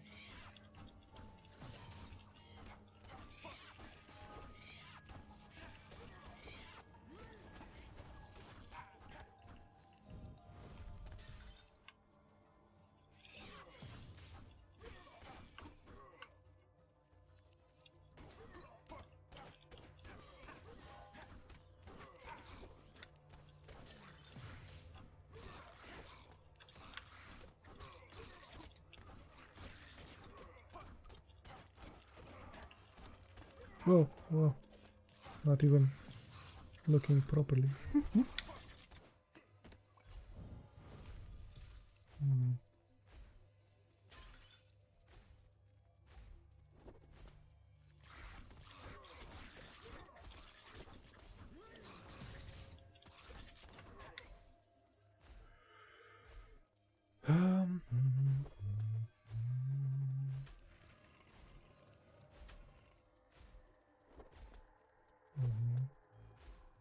object of power, ready Stun to be bolts random directions. Okay.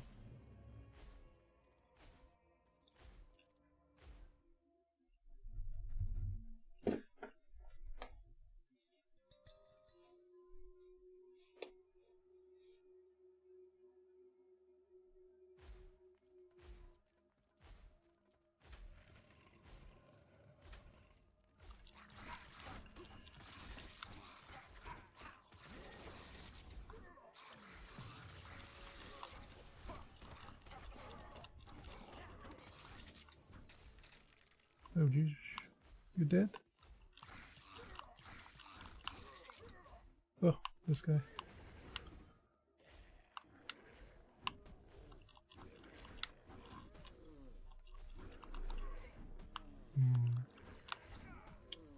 Dodging sucks. My dodging sucks, sir.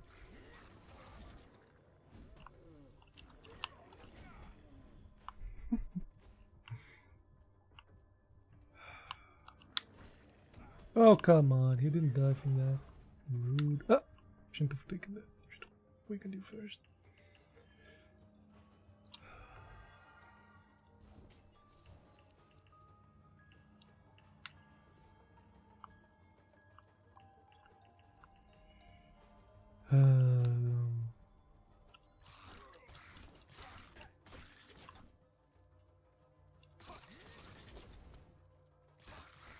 There it is.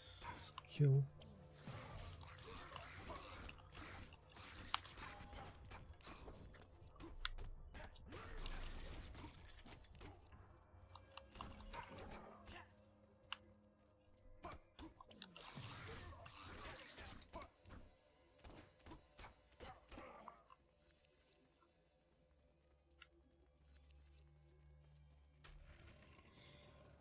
You're so dead.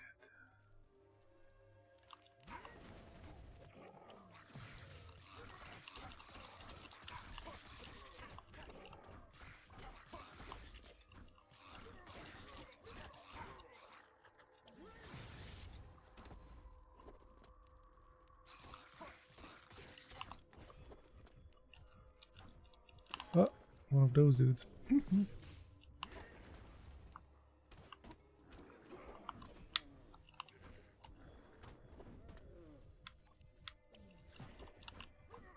Oh, so he gets stuns as well. Okay.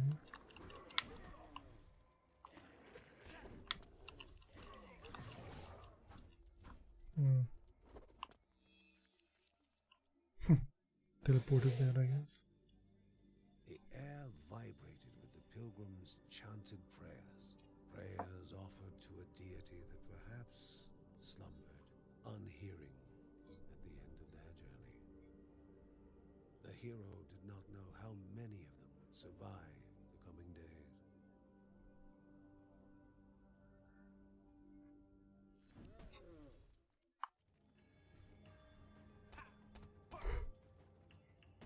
Okay, something. Can we? Use that. Anything cool around here? Guess not.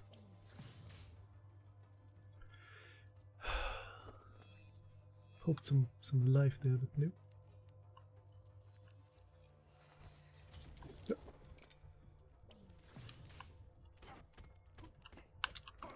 The hell is that?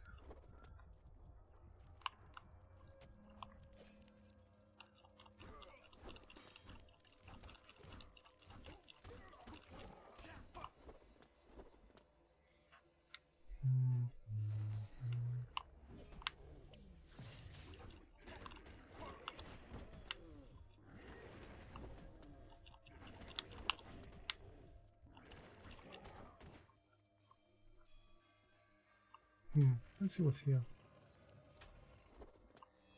Maybe we have. Ah, poop. Thought maybe we'd find some unholy ritual, whatever it was, but not some elf.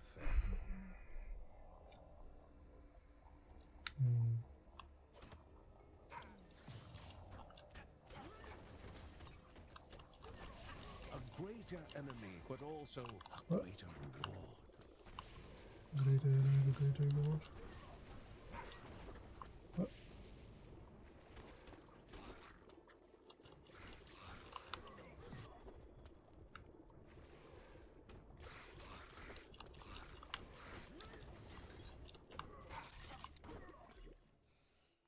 Okay. Nah, there's another thing here. The shopkeep said he would like No, to that's one of offer those discount shopping on things. this skill, but there have not been many customers lately.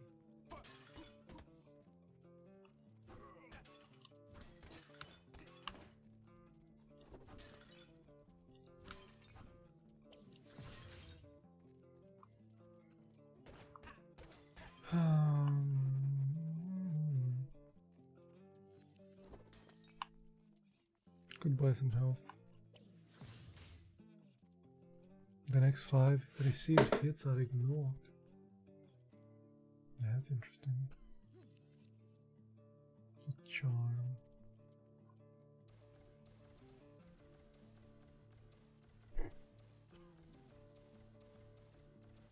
I guess you never used that one. Massive both pushing enemies away from me. Let's buy some health. Whatever. Let's go.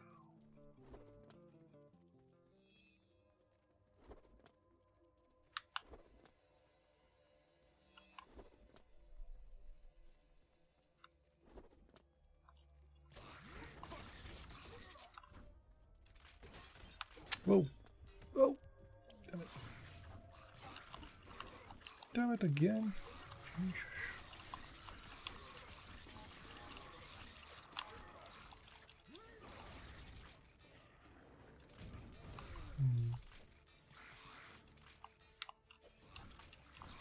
Oh, I can't even... I have to keep you on my sights there, apparently. I can't even run away. Well, yeah, this is never going to happen. This asshole. Run away!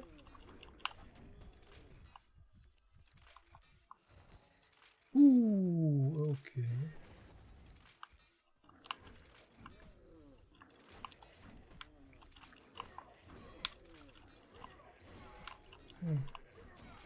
Even with my shield, he doesn't. Tricky business with you, dude. How the hell am I going to do that?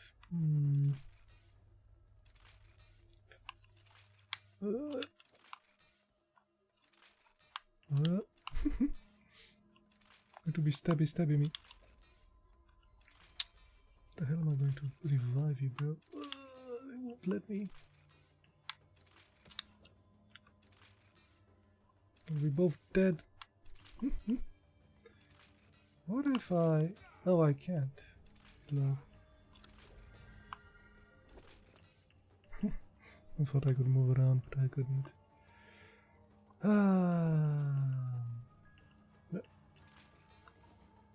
Some derpiness around that. More of this asshole. What the hell is that?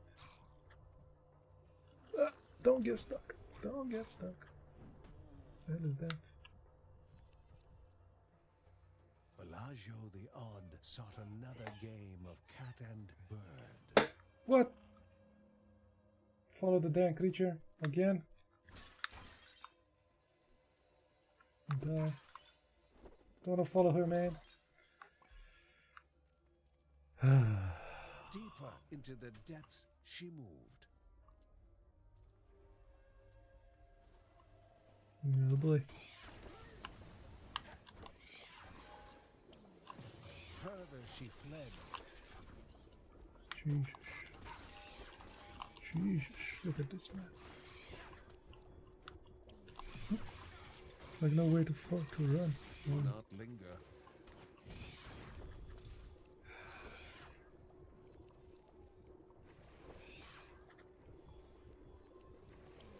Bellagio had escaped till next time.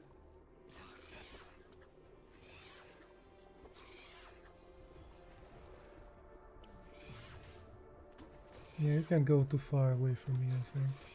It won't let you leave the screen. It didn't let me.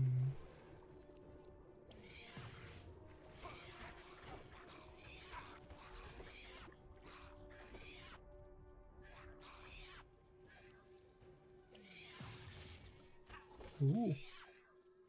That was good.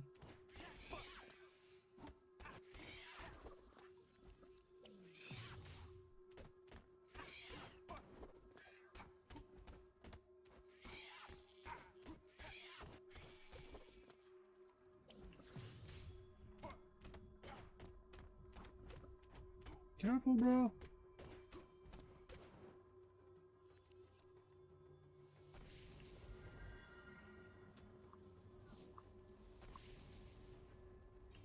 I died again? What? I don't even know why. Can we go back? I have to go forward or something?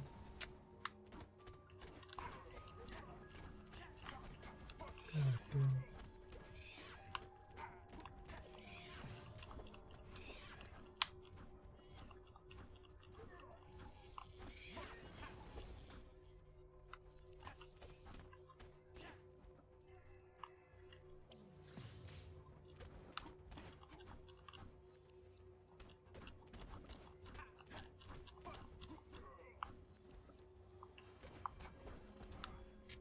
Not that thing.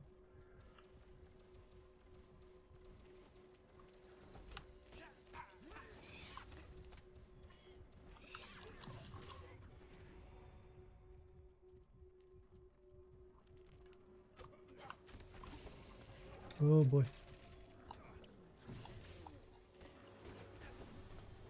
That thing stuns.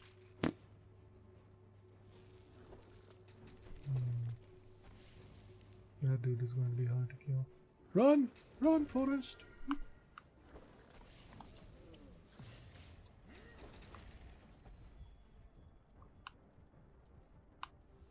The hell do we get out of here?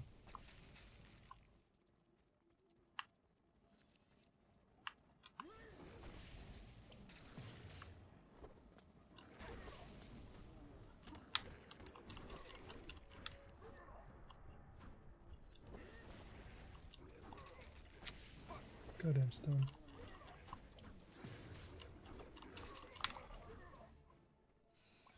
Okay.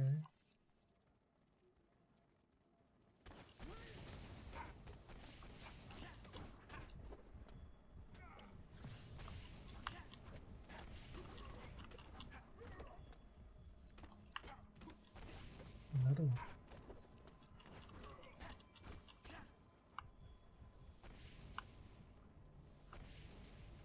Ugh. Many of more of these are there?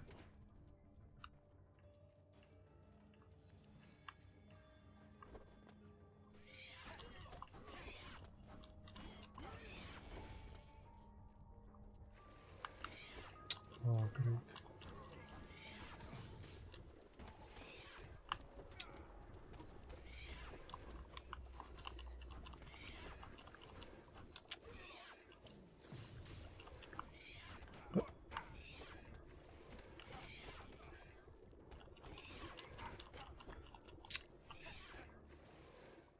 Derp.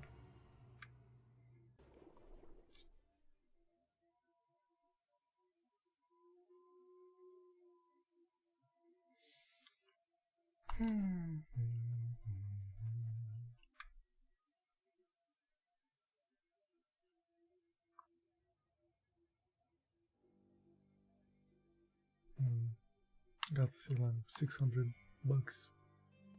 So much killing. Yeah, so much killing and only $600. That's about as much as the first thing.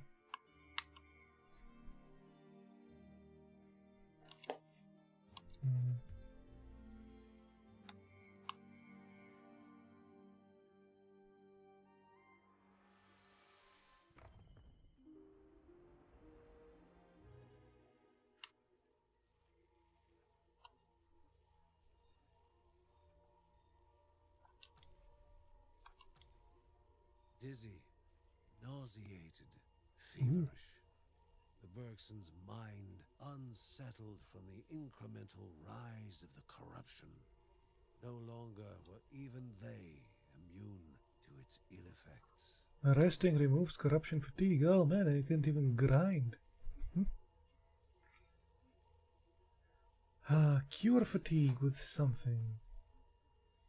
May use a mysterious egg. Mysterious egg. To instantly remove a single character's corruption fatigue. Damn.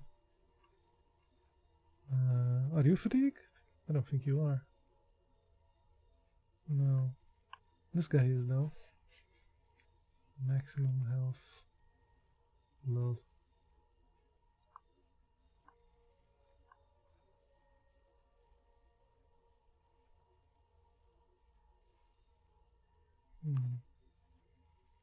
Kevin instructs the rest of the family on where the weakest parts of the enemies are, increasing the family's critical damage. Activated.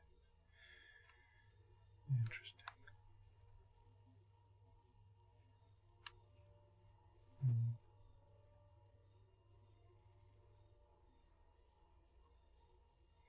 Yes, I can take her.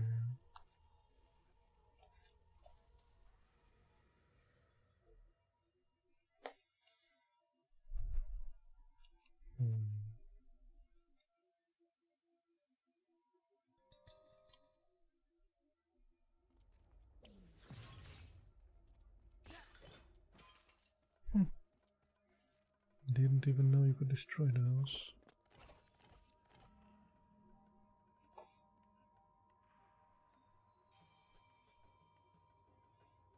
It's a weird way to get to the skills as well. You see that? See if you can destroy this thing here.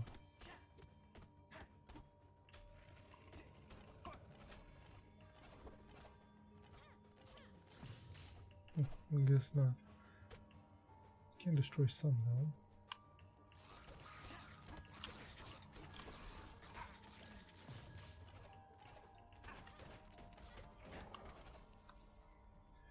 We don't need that. Oh, health.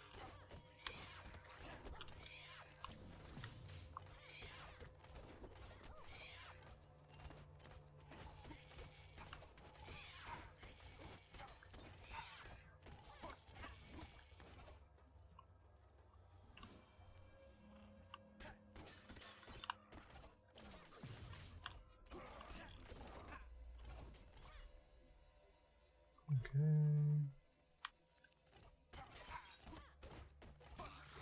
Be careful! Traps! Traps! Traps there.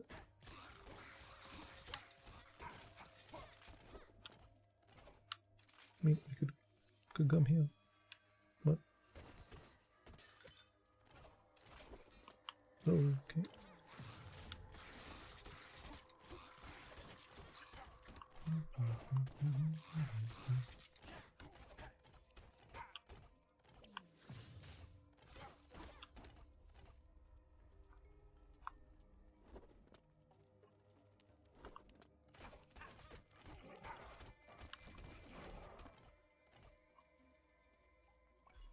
Okay.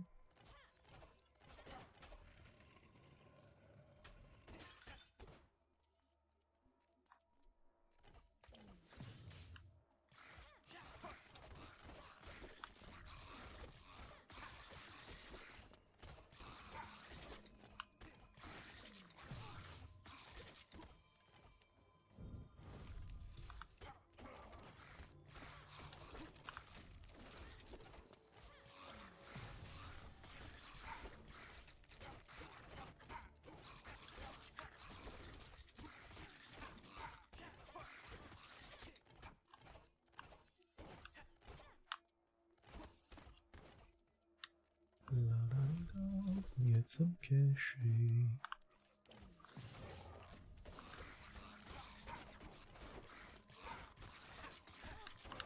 Oh.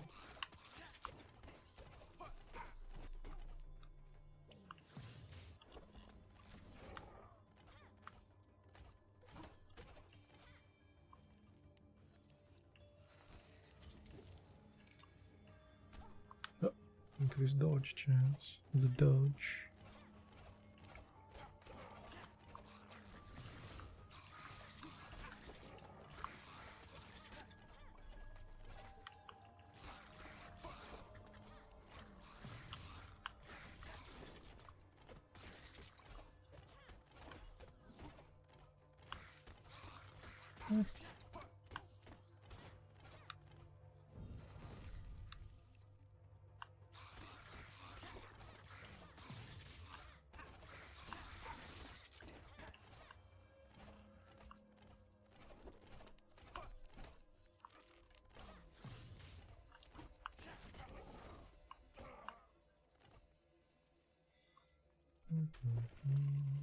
Take the money.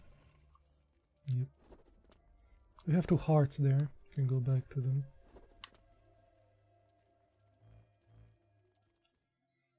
Totem that shoots enemies surrounding it. Can take it. Whatever.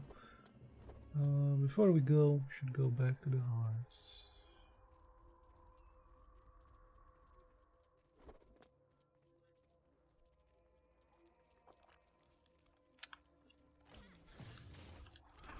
So when you come back, apparently some of these dudes respawn.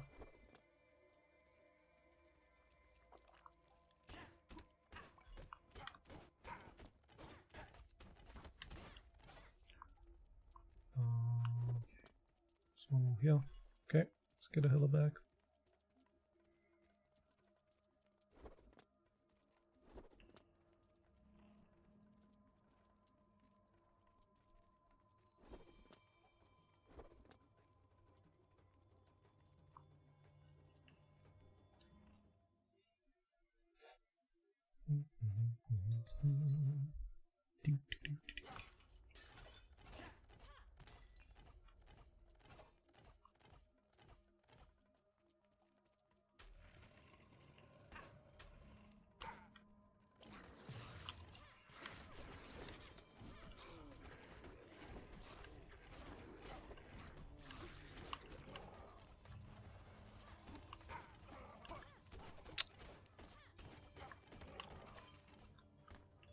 Specifically dodged that and it wasn't enough.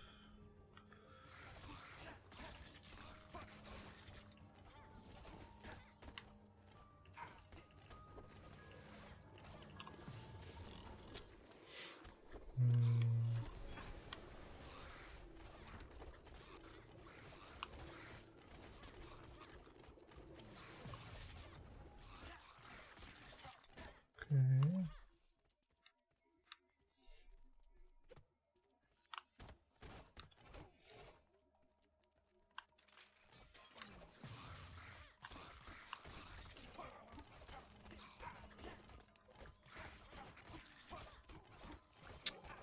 Goddamn bat.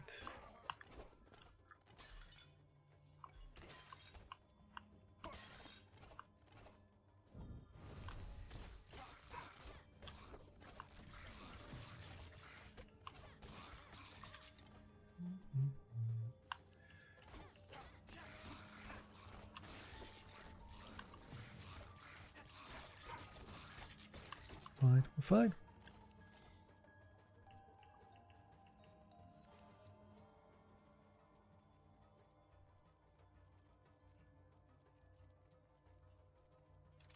Yep.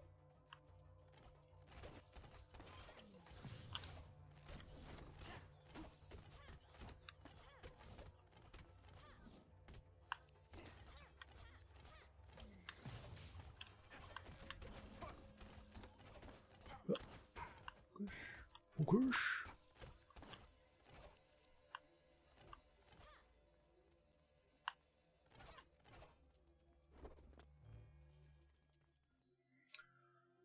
I guess you should take it. I have one.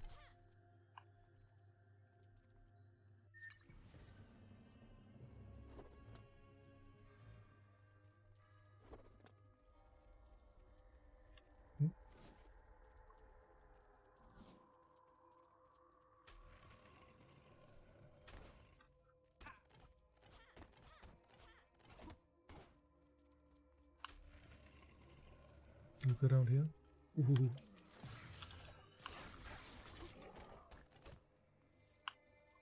That was nice. Oof, lots of traps there. Trapperinos. Go on this side.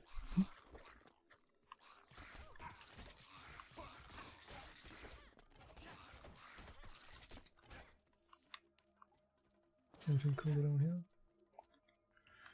Another room here. Okay.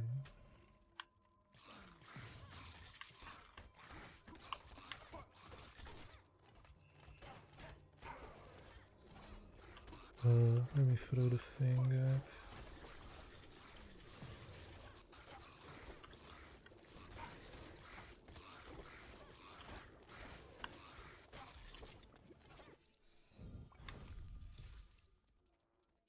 Cool totem.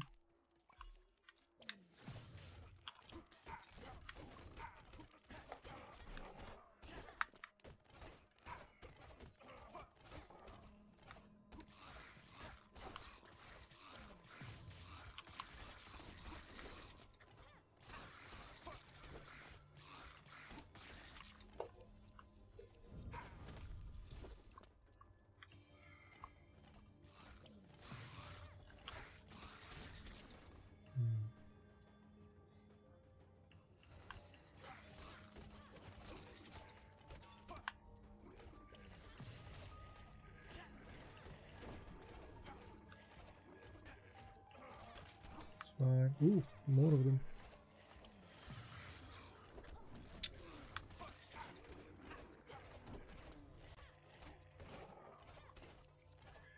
He is easy to kill with her. He's slow and stuff, but kind of have to run away if you're alone.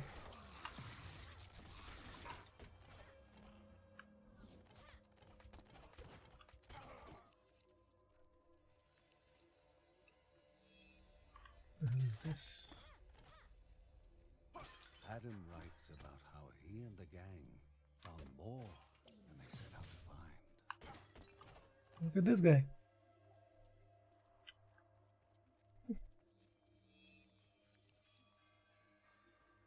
No, a new one. Wherever there was a secret, knowledge was to be gained in reward. And wherever Grandma? there was a reward, danger lurked. The cipher was important enough that it brought Grandma here. Here's Hello, to being Grandma. lucky, Grandma exclaimed with her unique sense of humor. What you doing here, Grandma?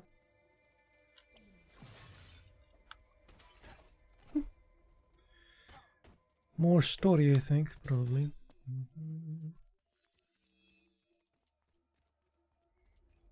Grandma is actually the badass of the family. She gets in and out of this place with no problems.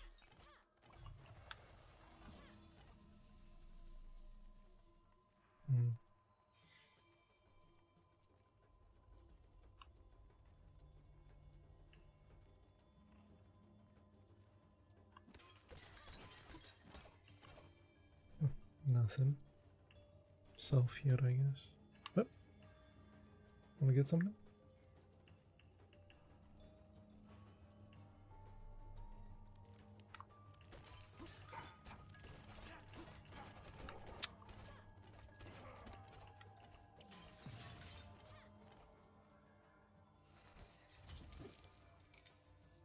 Some cachet. I guess there's another thing here.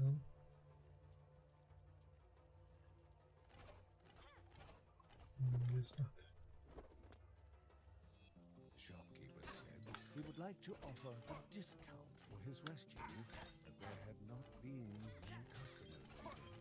Tired of being called shady, he instead adopted the title Mysterious Shopkeep.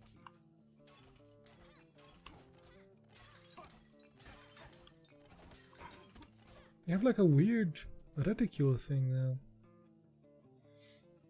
You can buy anything you would like here. Most of them are free, so I think you can buy anything. Increase primary attack damage. Just get one, dude. Something that you like.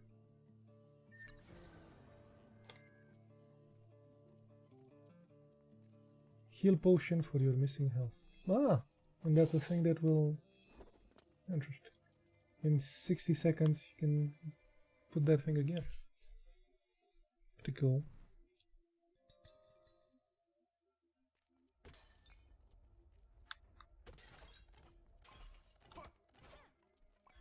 Full anger.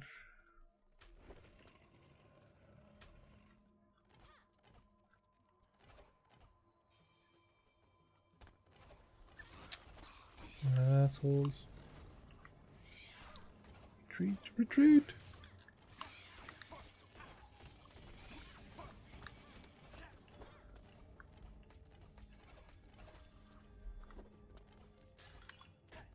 Oh, big boy coming. Can even get him this way, where my thing will fire at their butts. There we go. Good job.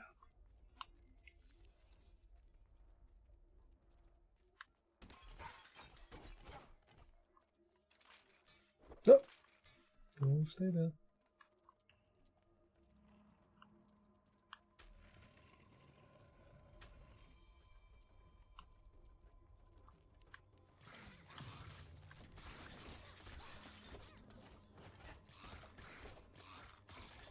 Don't forget you have heals. There we go.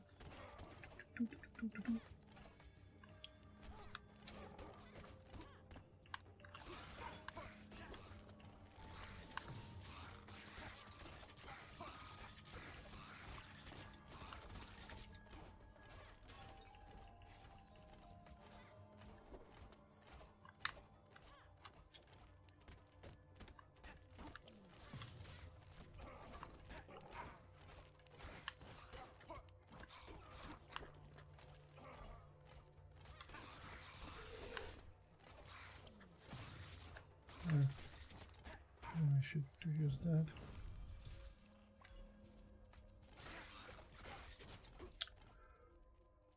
Oh well.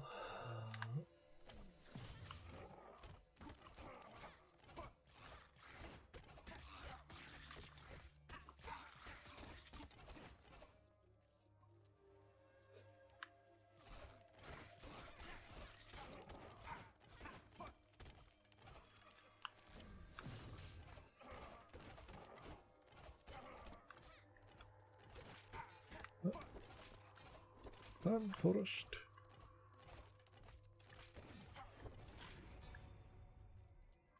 Oh, I got an upgrade. Don't know why I keep seeing that thing. The buy stuff. It's bugged, I think.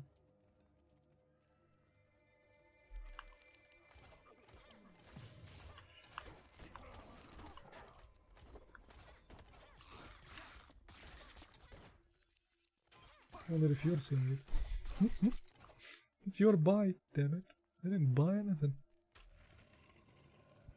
Summoners in a circle. Surely nothing would come from it. A greater enemy, but also a greater reward. Just get over there from there. There we go. Whatever that is. Let's take care of that thing first.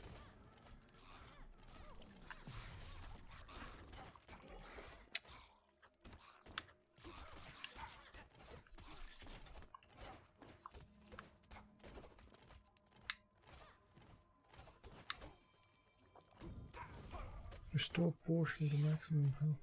Okay.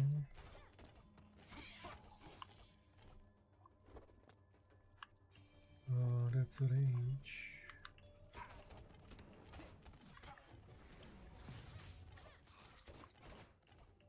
Yeah, those are some traps now.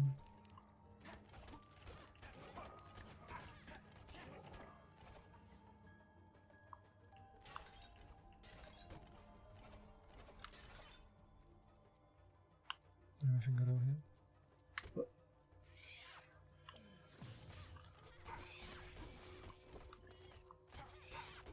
Let's great synergy between those two things. Wonder what that signal was. Some sort of a Viking thing. We beat something with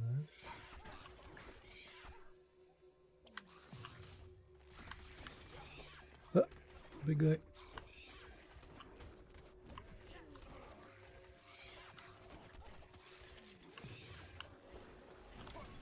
Damn it.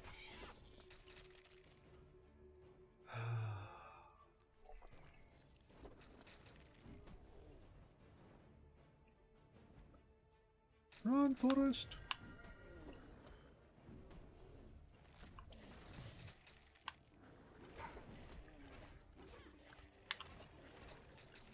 Really? The thing explodes and it stuns me. Most annoying shit ever.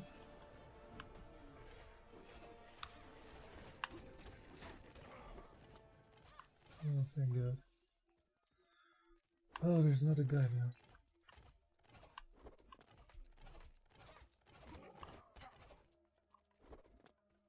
Should we go? Yeah, let's go. In the green thing.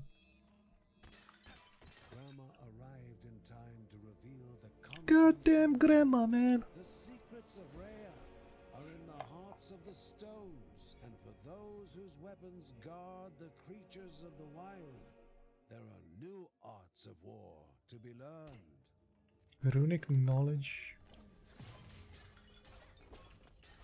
Grandma is like,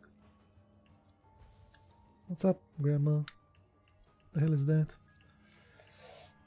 Ah, Linda's critical crescendo. We found an ability rune. We didn't read that, damn it.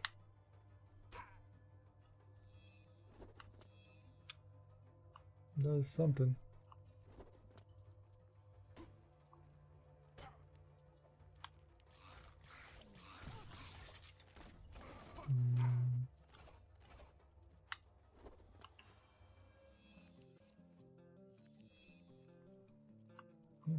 This books.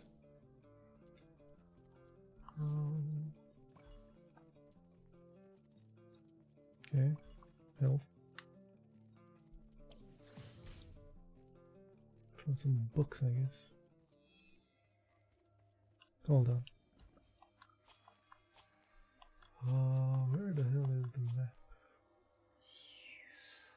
Okay, we'll go there, I guess. Careful! Traps! Yep. Also dead. Zombie things.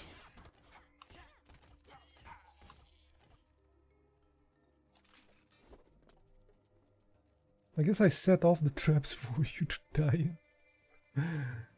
Just realized.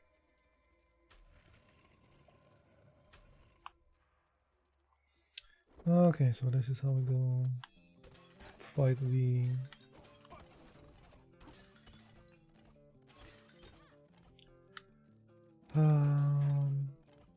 what do you think? Should we explore more or go fight the thing? We might die there as well, but you would see the boss. Cast 2 magical stone that spiral outwards from you and damage enemies. Primary attack has a chance to stun. Some health. Protector that provides armor and occasionally negates all incoming damage. Call for Sword of Divine to damage enemies. Take that guy. Whatever that is. Okay. What do you think, dude? Explore more down in the south, or go to the dude? Nah.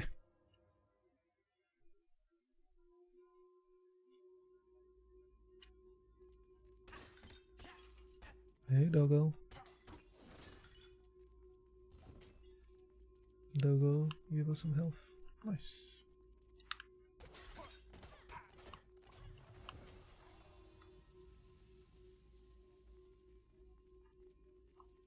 Okay, I guess that's it. The creature that now threatened the hero was a crudely focused inferno of hatred and malice. Whoa, okay. Maybe I should put the thing on. Or what? If one raging beast was not enough, Two of them? Seriously? And they don't get stunned either. At least we could kill one of them, maybe.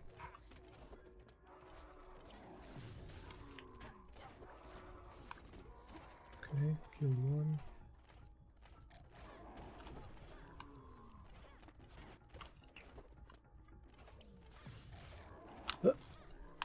Dodgy, dodgy. letting out a final rasping breath. The second Manuscript of Agility. became motionless. The poor creatures, twisted by the corruption, were finally able to rest. GG, dude. GG. Oh my god. Oh my god. We did it. They make a good team. Especially with the... It didn't work on these dudes, but... A path to be cleared of the corruption, the jewel of life to be restored. The stun and gather with her... Gaia, mother of beasts, and the goddess of waters. Before embarking for the spirit world, the family must be informed of the newly opened passage.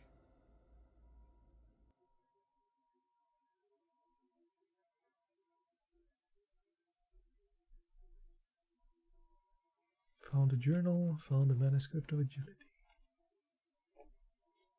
Found grandma lurking about. The goblin siblings lay dead, and the pilgrims were now safer in their caves. But the last step remained to be taken. The warriors knew only that somewhere in the expanse of the caves was the ancient halls of the spirit who would reveal new truths to them.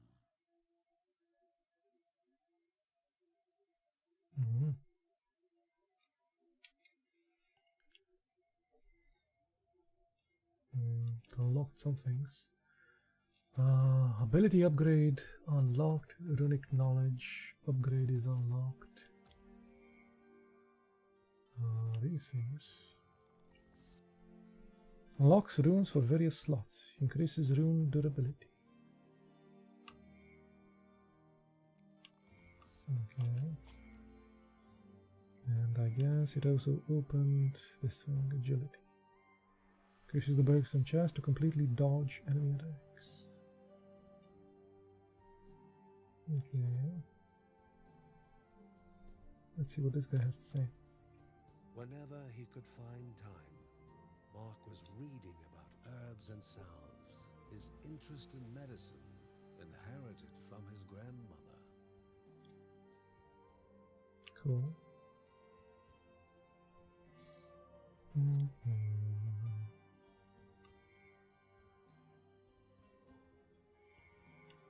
Guess this isn't too expensive.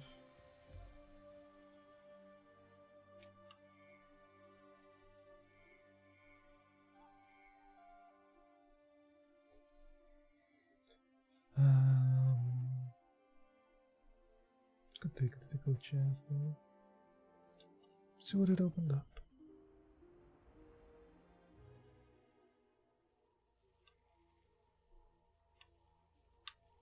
The first guest to be summoned, Nethereads, was to be found in the darkest depths of the Keldipo caves.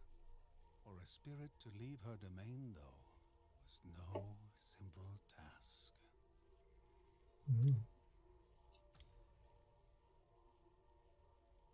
This guy still has fatigue. She didn't get any fatigue. Okay. And I have an upgrade point. Let's have a look.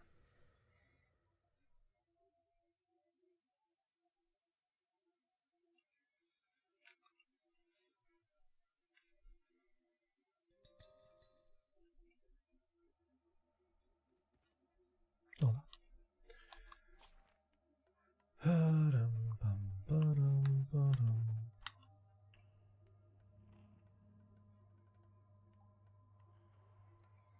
Time to spend 5 seconds in the next dunk and die. Yeah. True. That's kind of expensive to upgrade. But we can have a look at the next dungeon.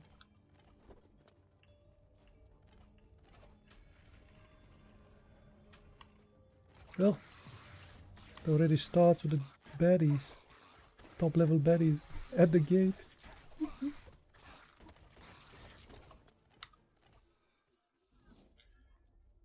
uh.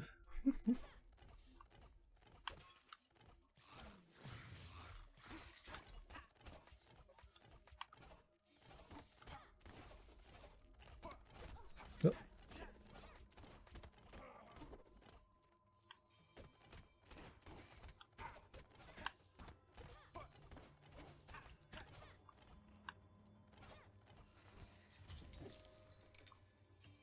Reset the cooldowns to all your abilities.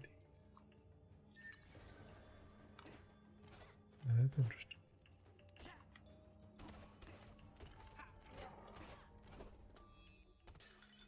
Steps were taken without regret, for it was never possible to change a destiny unknown. Yeah, I guess we have to step on something. Well, that sucked. Failed that, get a damage, GG. Thank you, game.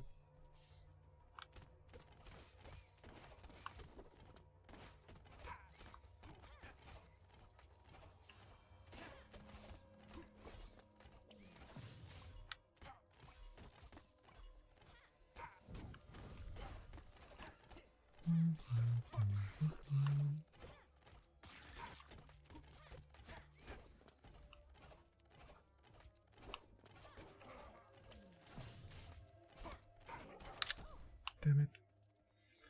Hit the finger, okay.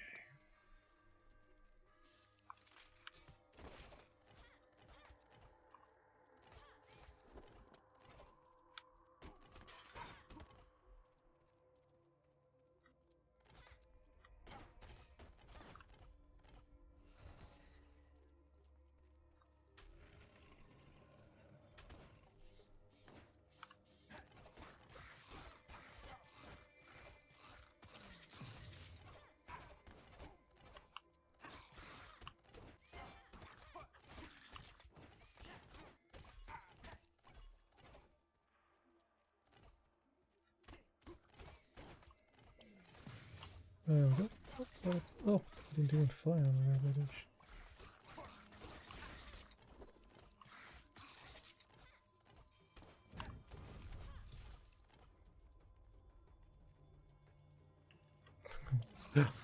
Damn it. Jesus, that's a lot of them.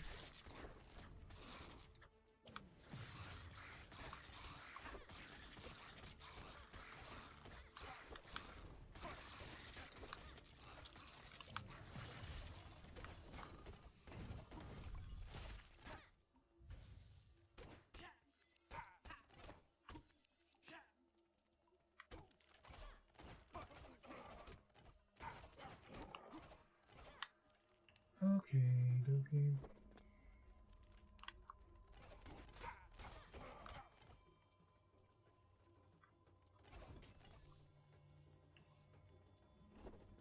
Yes, here to the left.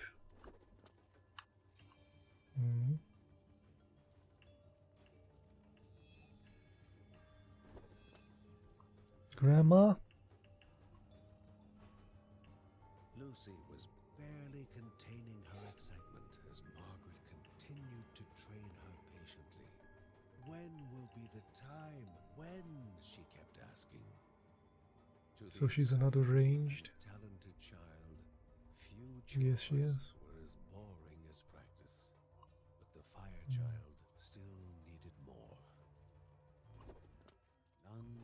evil intent could pass such a barrier.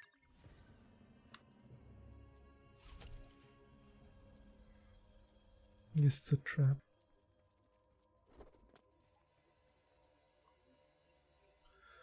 Let's go next. Why not? Go deeper. Grandma's here. Grandma is going to always be there, man. In front of us. Grandma's OP. When are we going to be praying with Grandma? Oh, big boy.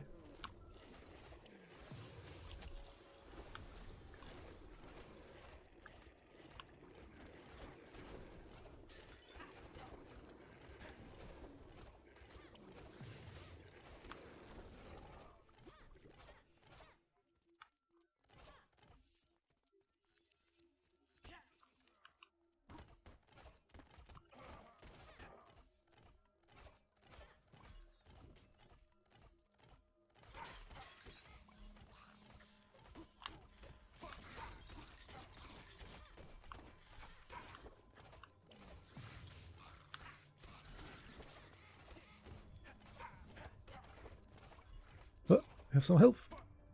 There we go.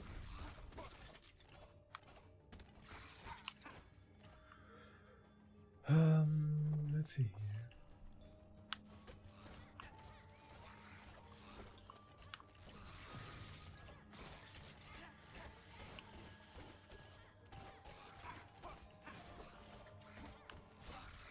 Another rude guy, yeah.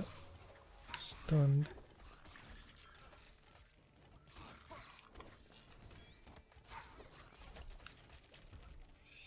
Goddamn stunts. Ooh, jeez. So lost some frames there as well.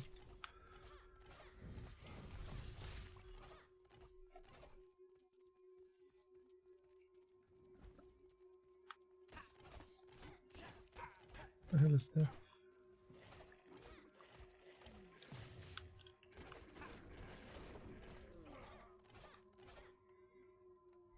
Wave of magical energy.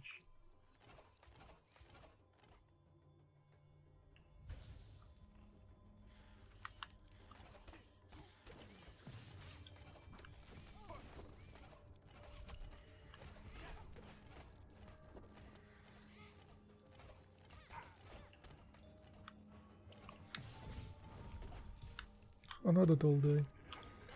Lots of tollsies.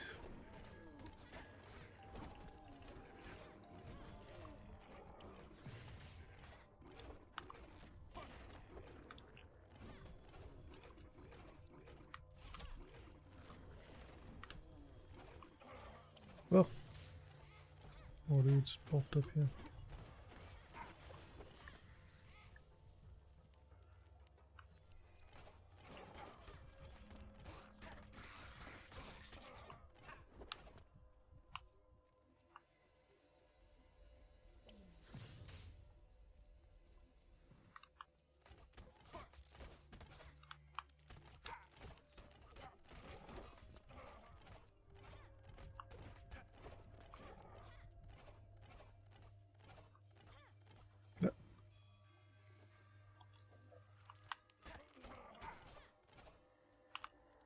Yeesh.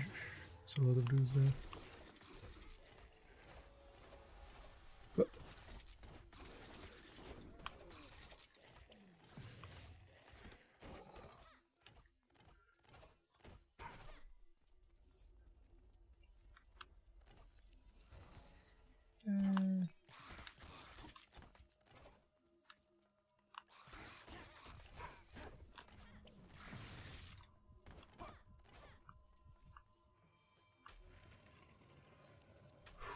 Kung Fu Panda.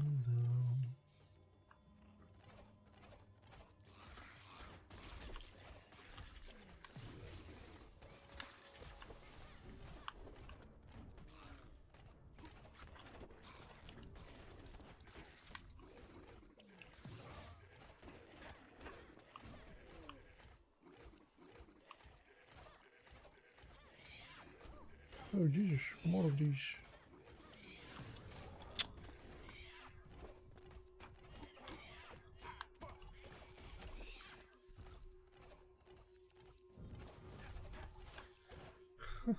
This guy took almost all my life with one hit.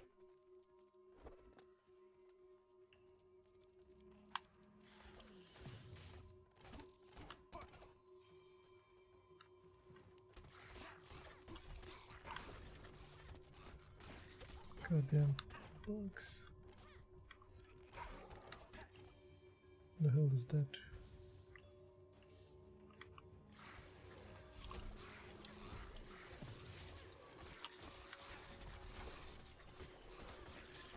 Stay out of the goddamn goo.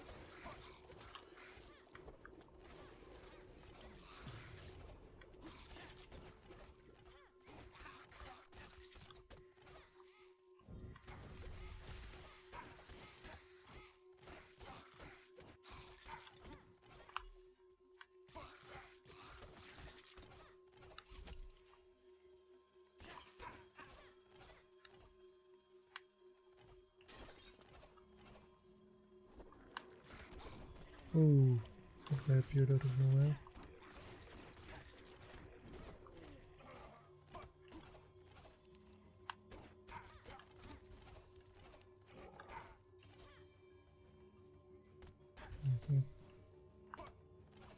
Ah, I have 3 arrows now.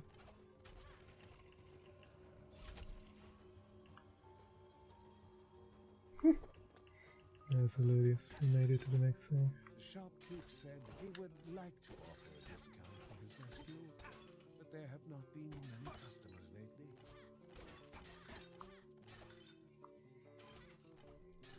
God damn it! I like my 3 arrows. I'm going to miss them.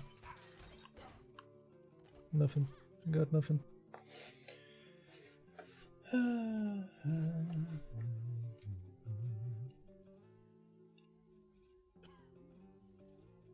I guess the rune will run out and stuff. It consumes itself while I fire. Let's go.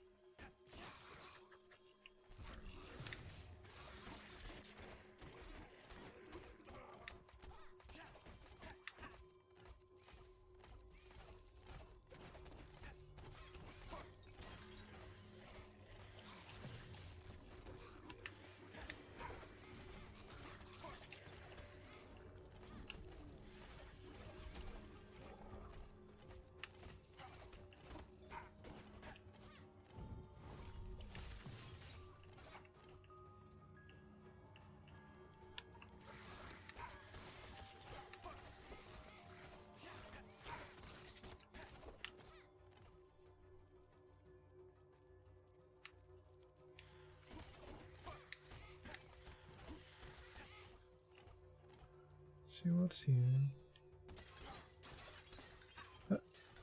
Grandma was Goddamn grandma, man. as always, before the Bird King could have a look around. Those who approach the light will gain more valuable experiences, was how the Grandma is going to be there at the end of the game. She'll be like, I was here before you. Nah, nah.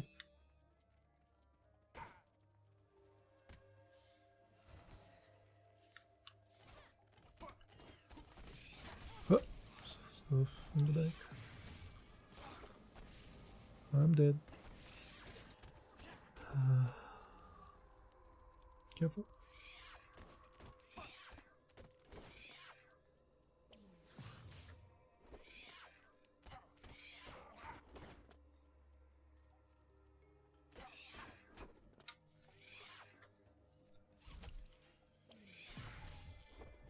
Interesting.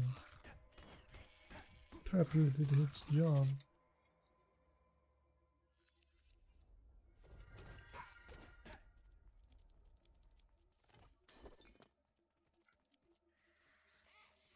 Something more sinister will be appearing soon. What? Even more sinister than this?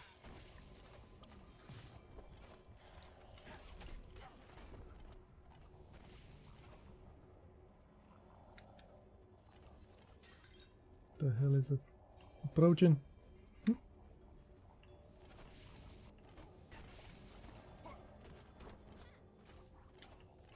Had they only been quicker.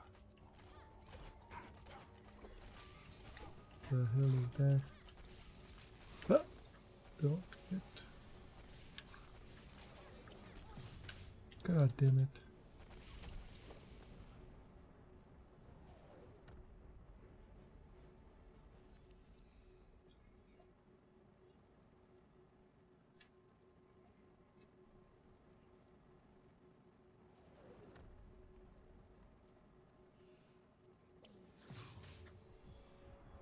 Nah, guy doesn't stun.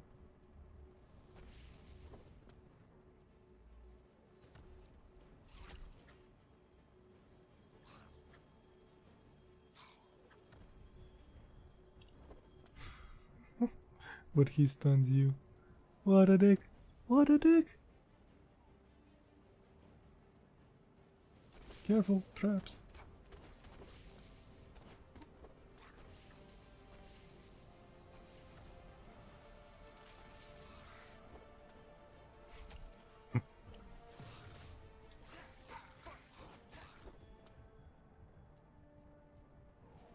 Damn, that dude is hard.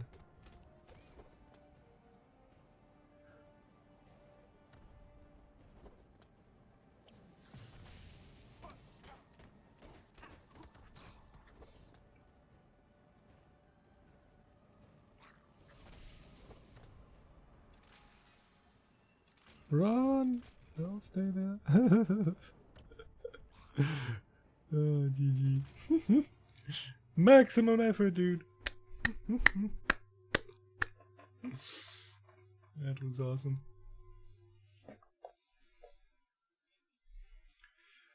Kick some butt. Survived more than I thought. More than 5 seconds, sir.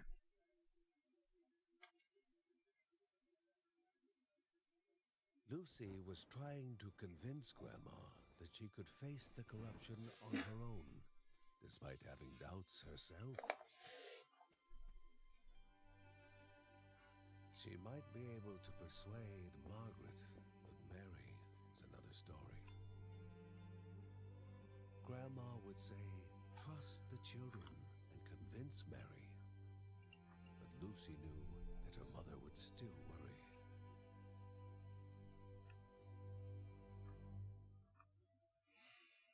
Yeah, well, that's about it for today, sir.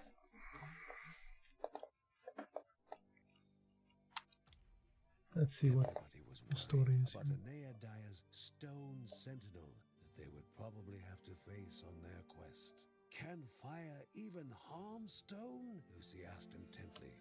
Kevin was having similar thoughts about the alloy Uncle Ben had used to forge his daggers. Seems we should get the next character soon, though. You think? The fire girl? Maybe. Wisdom upgrade unlocked. Okay. Been upgrading these rune things. Amount of experience gained from enemies. Ah! This is interesting. Put more XP on our butts. The rune durability and the family luck. Increases the drops from enemies. Okay. Have some of that.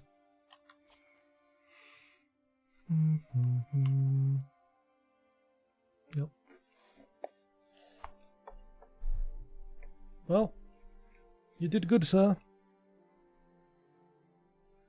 I should let you play this game. Pretty good at it. You would grind out all the money and stuff we need.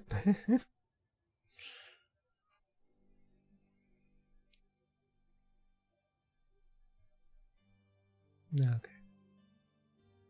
Till next time. Bye bye.